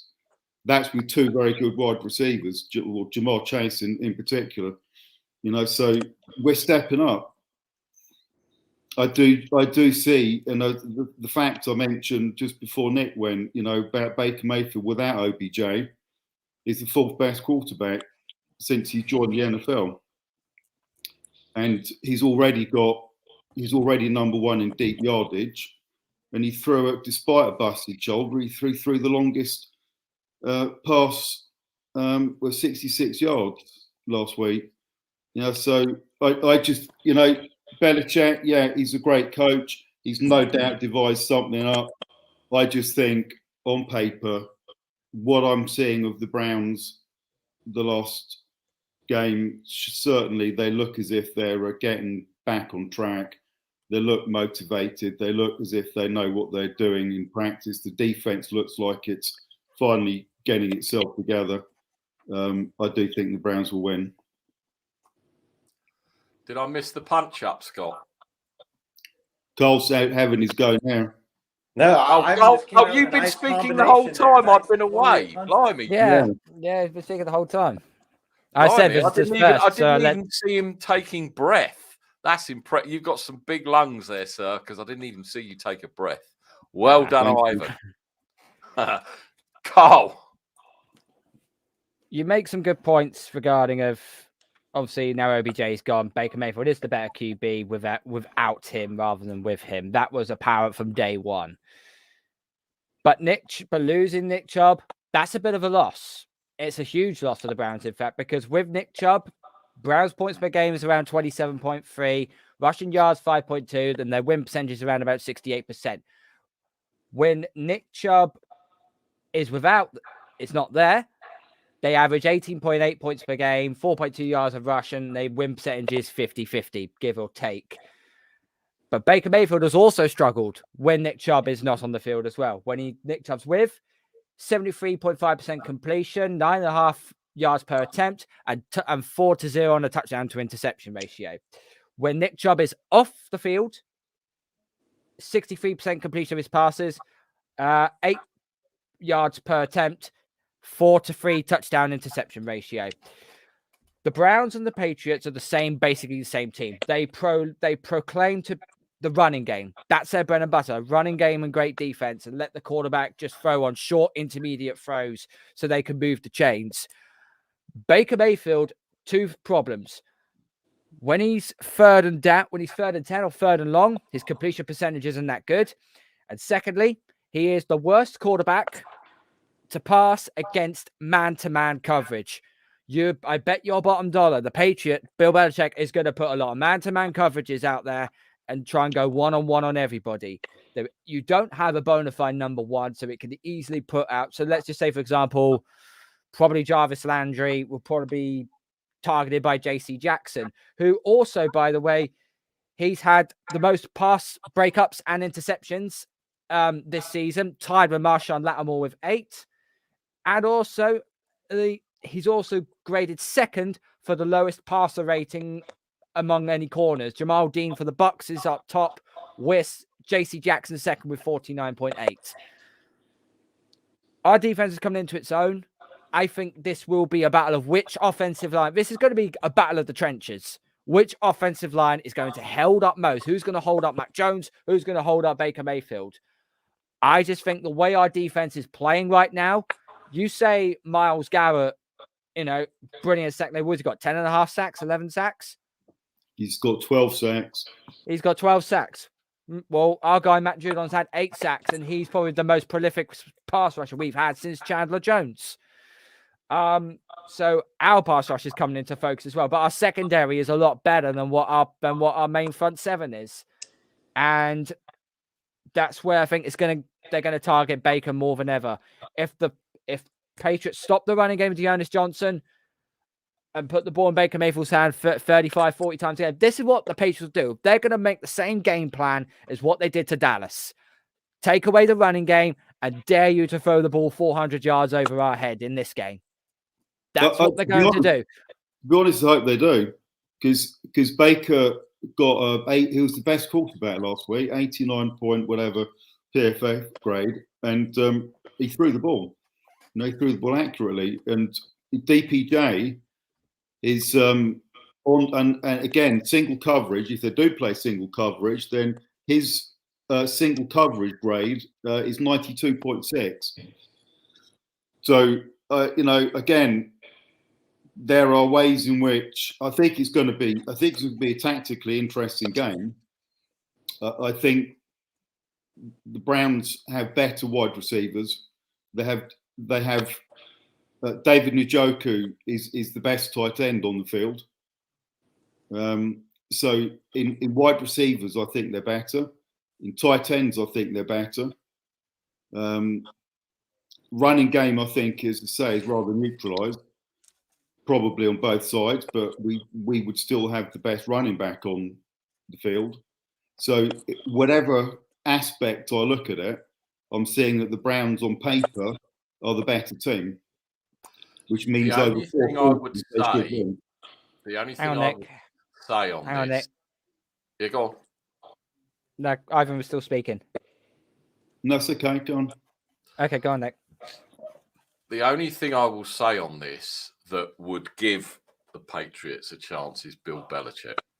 That's the only chance, I think, of them maybe causing, and I guess you could call it an upset.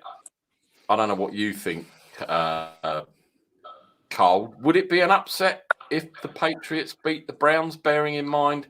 I think the Patriots are favourite, aren't they? Are they really? We're favourite by 1.5. It's such a... The thing is, though, this won't be an upset because this basically, there's a lot of implications on this. Whoever wins, they go 6-4. They end up with just under a 70% chance of making the playoffs. But also, as well, it will also come to the tiebreakers. If one of these teams, say if the Browns beat us, they get the tiebreaker over us, and they get the tiebreaker over Cincinnati. If we beat the Browns, we get the tiebreaker over the Browns and the Chargers. It's for all the marbles in this game, and it's just going to come down to who is going to make the least mistakes. Yeah, and the Browns have got, after this game, the Browns have got the Lions and then the Ravens twice. So if the Browns can beat the Patriots, they should beat the Lions, and then they've got those two matchups with the Ravens. So there's a lot on this game. I agree. Yeah. Definitely. And again, I can't see why Sky haven't picked this game up to me, because I think, as you know, we've all said, it's an intriguing game for sure. And I'm actually quite looking forward to watching it.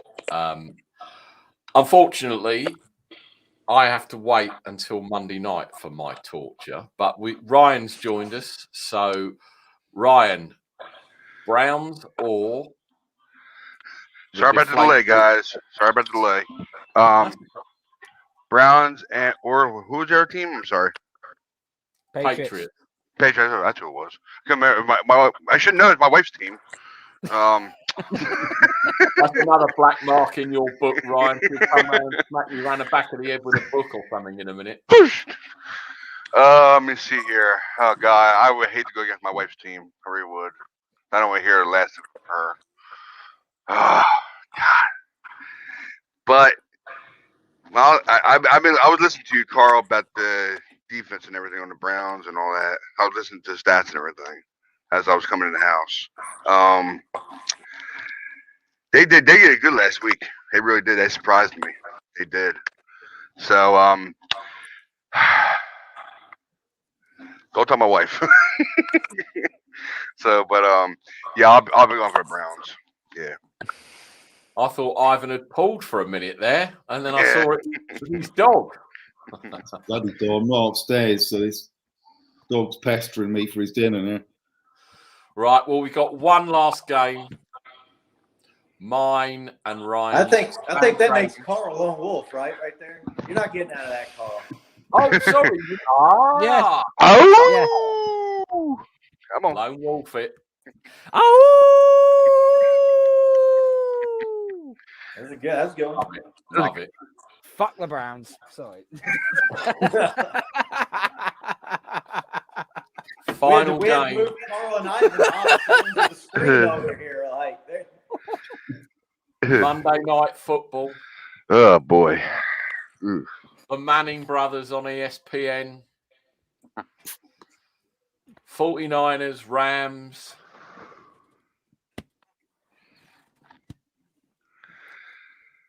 Who wants to go first? I don't know what to think about this game. There's no way I'm picking the Rams. Fuck that.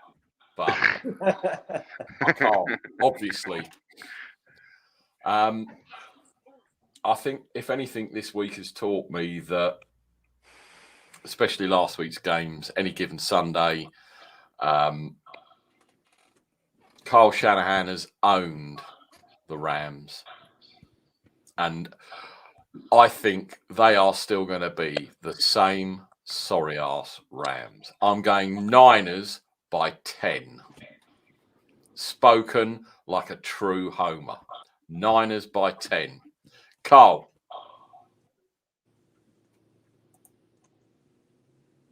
Niners defense was shit last week. If you can let fucking James Conner run all over you, you can let Darrell Henderson run all over you. Rams, they're going to be wounded. Going off that Sunday night loss to Tennessee, they're going to want a point to prove that, you know, they are still one of the main kingpins in the NFC. And once again, the Niners still can't win a game at home. So I'm taking the Rams. Oh, everyone is going to be eating so much crow when the Niners wax those sorry ass Rams. Scott. Kyle Shanahan, he owned the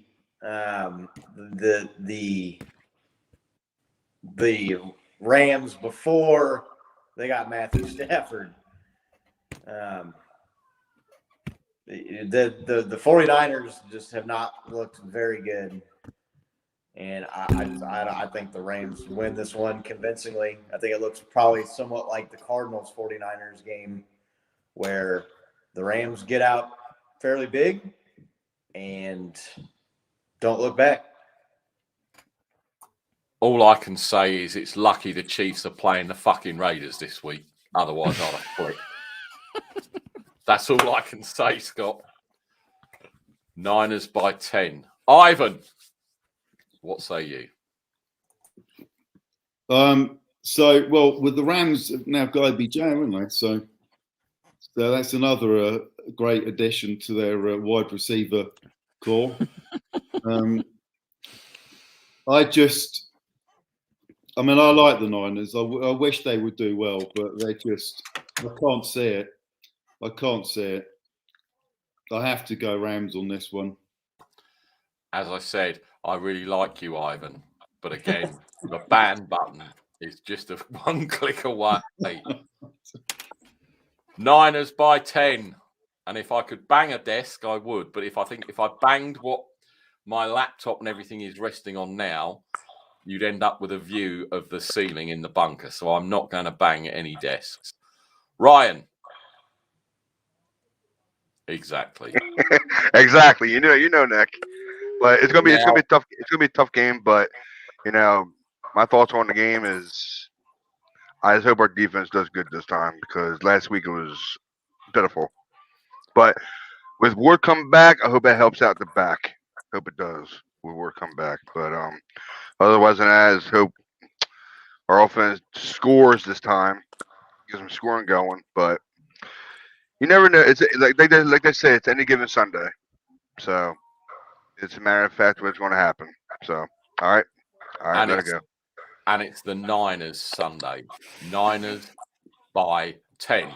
I'm going to keep saying it. I'm going to put hashtags on Twitter to bring it into existence.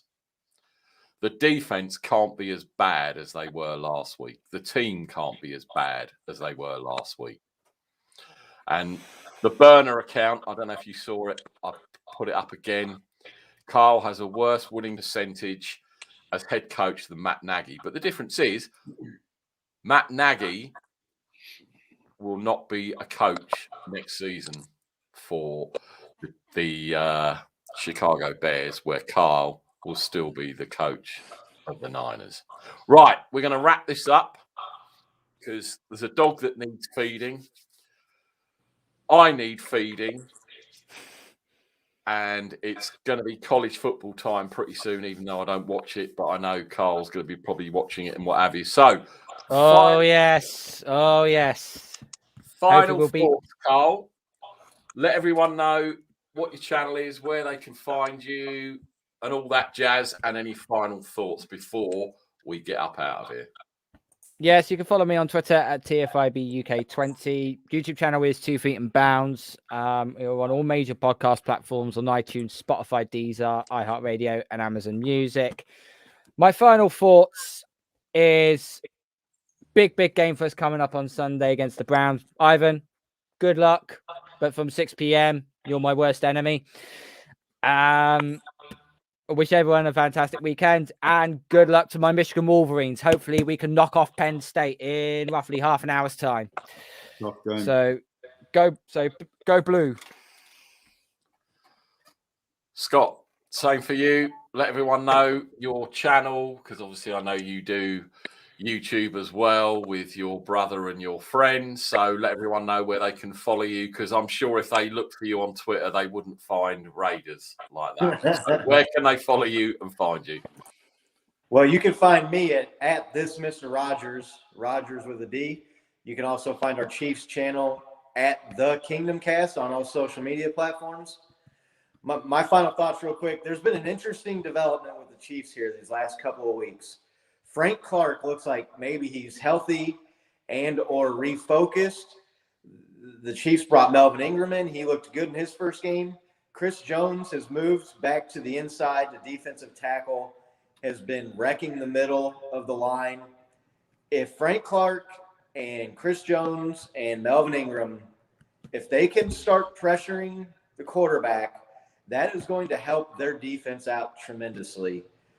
That could be dangerous for the AFC. So we got to, not a really good test here coming up with the Raiders, but that's just something to keep an eye on. I know the competition hasn't been great, but they absolutely harassed and pushed around a pretty good Green Bay Packers offensive line and made Jordan Love look absolutely terrible. So that's something to watch out for. Chiefs win this game. They move to 6-4. They're right back in it with all these other teams in the mix in the AFC coming down the stretch with a somewhat favorable schedule coming down the pike here with the Raiders and the Broncos and some more home games. So just looking forward to that. And I hope you guys have a good rest of your weekend. It's good talking with you, as always. Please, Kansas City, wax the Raiders. Please. I want to sit there watching it, laughing at the Raiders being so fucking terrible. So Mahomes, I know you watch every time, Patrick, and I know your brother's going to do a little TikTok dance later just for the Shank Club. Please kill the Raiders. Ivan, let everyone know where they can find you, what you're up to, and what are your final thoughts. Well, I'm just getting another article written probably tomorrow morning now on my blog site, which is dogpoundeast.webnode.com. On my Twitter account, you can see Hellhound at dogpoundeast. But I will always put my articles on that Twitter account as well. So that's all about Browns. It's a Browns account. Final thoughts. To echo partly what Scott's saying, this is the time, to me, round about now, sort of game 10, week 10, the teams that are going to start to make it in the playoffs, that's when they begin to start rolling now. So there's a lot going on these next couple of games, I think.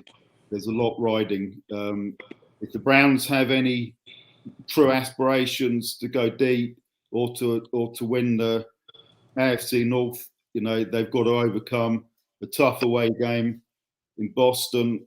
I think they can. I believe they will. And then we roll on to the Lions and those two massive games against the Ravens. So exciting times. So, yeah, good. Have a good weekend, everyone. Nice one.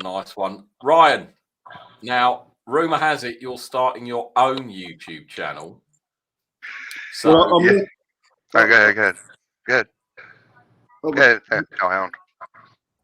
Was that me, Nick, or? No, sorry, Ryan. Yeah. Rumour has it you're starting your own YouTube channel. So give that a plug. Let everyone know where they can find you on Twitter. And, yeah, your final thought. Always safe where you find me at, of course. And, yes, it's true. I'm trying to get it going. I'm going to pay for the thing today to get on YouTube and Twitter and all that and go for the platforms. And I'm just starting to order my green screen and my new microphone. So, and I'm hoping I get it up and running in like maybe 2 weeks. Hopefully 2 weeks. Hopefully. Because I'm going to get a brand new computer too. So that way it'll go good with my signal. So I have a computer right now that's back like 2016. So it's like 5 years old. So I want to get rid of it and get a new one. And best deal for that is go for your Best Buy or something, and it'll be when after Thanksgiving, Black Friday. So, but yeah, I'm going to start calling the 490 one. It's going to be called. I have a bunch of names to go through, but one I'm definitely sticking to so far is the Faithful Ones. So I'm hoping I get it running, get it going, and get everybody on it. I mean, if you guys want to join, go right ahead. It's up to you, but I'm more than welcome to talk to you guys and see what you guys want to talk about.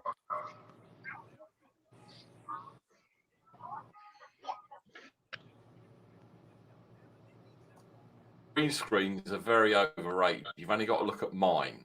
I have not moved my lights. I have not touched anything from last week when my green screen was perfect. Look at the state of it. I can't get it to work, and it is annoying as hell. Ryan, I just Ryan, am I frozen? just take a look at my one because mine's a green screen behind me. Yeah. The funny thing is, I'm not going for Mac Tack. I'm not going for Mac Tack. Oh, I know. I use the same lights as Carl. I'll tell you what. I'll tell you what. I'll do you a favour. What's that? There we go. Is that any better for you? No, you can go back to your Patriots, man. Go back to your Patriots. Love your team. It's all it's about. It's your team, you know. My wife's a Patriot fan. Definitely overrated and annoying because nothing has changed from last week. The lighting is in the same place, is at the same brightness. I haven't got any overhead lights, nothing. But this week it's not working and it is fucking annoying. But yeah, so when your YouTube channel starts, definitely be watching it. Hopefully I can come on if time zones allow. Yeah, exactly. And all that jazz.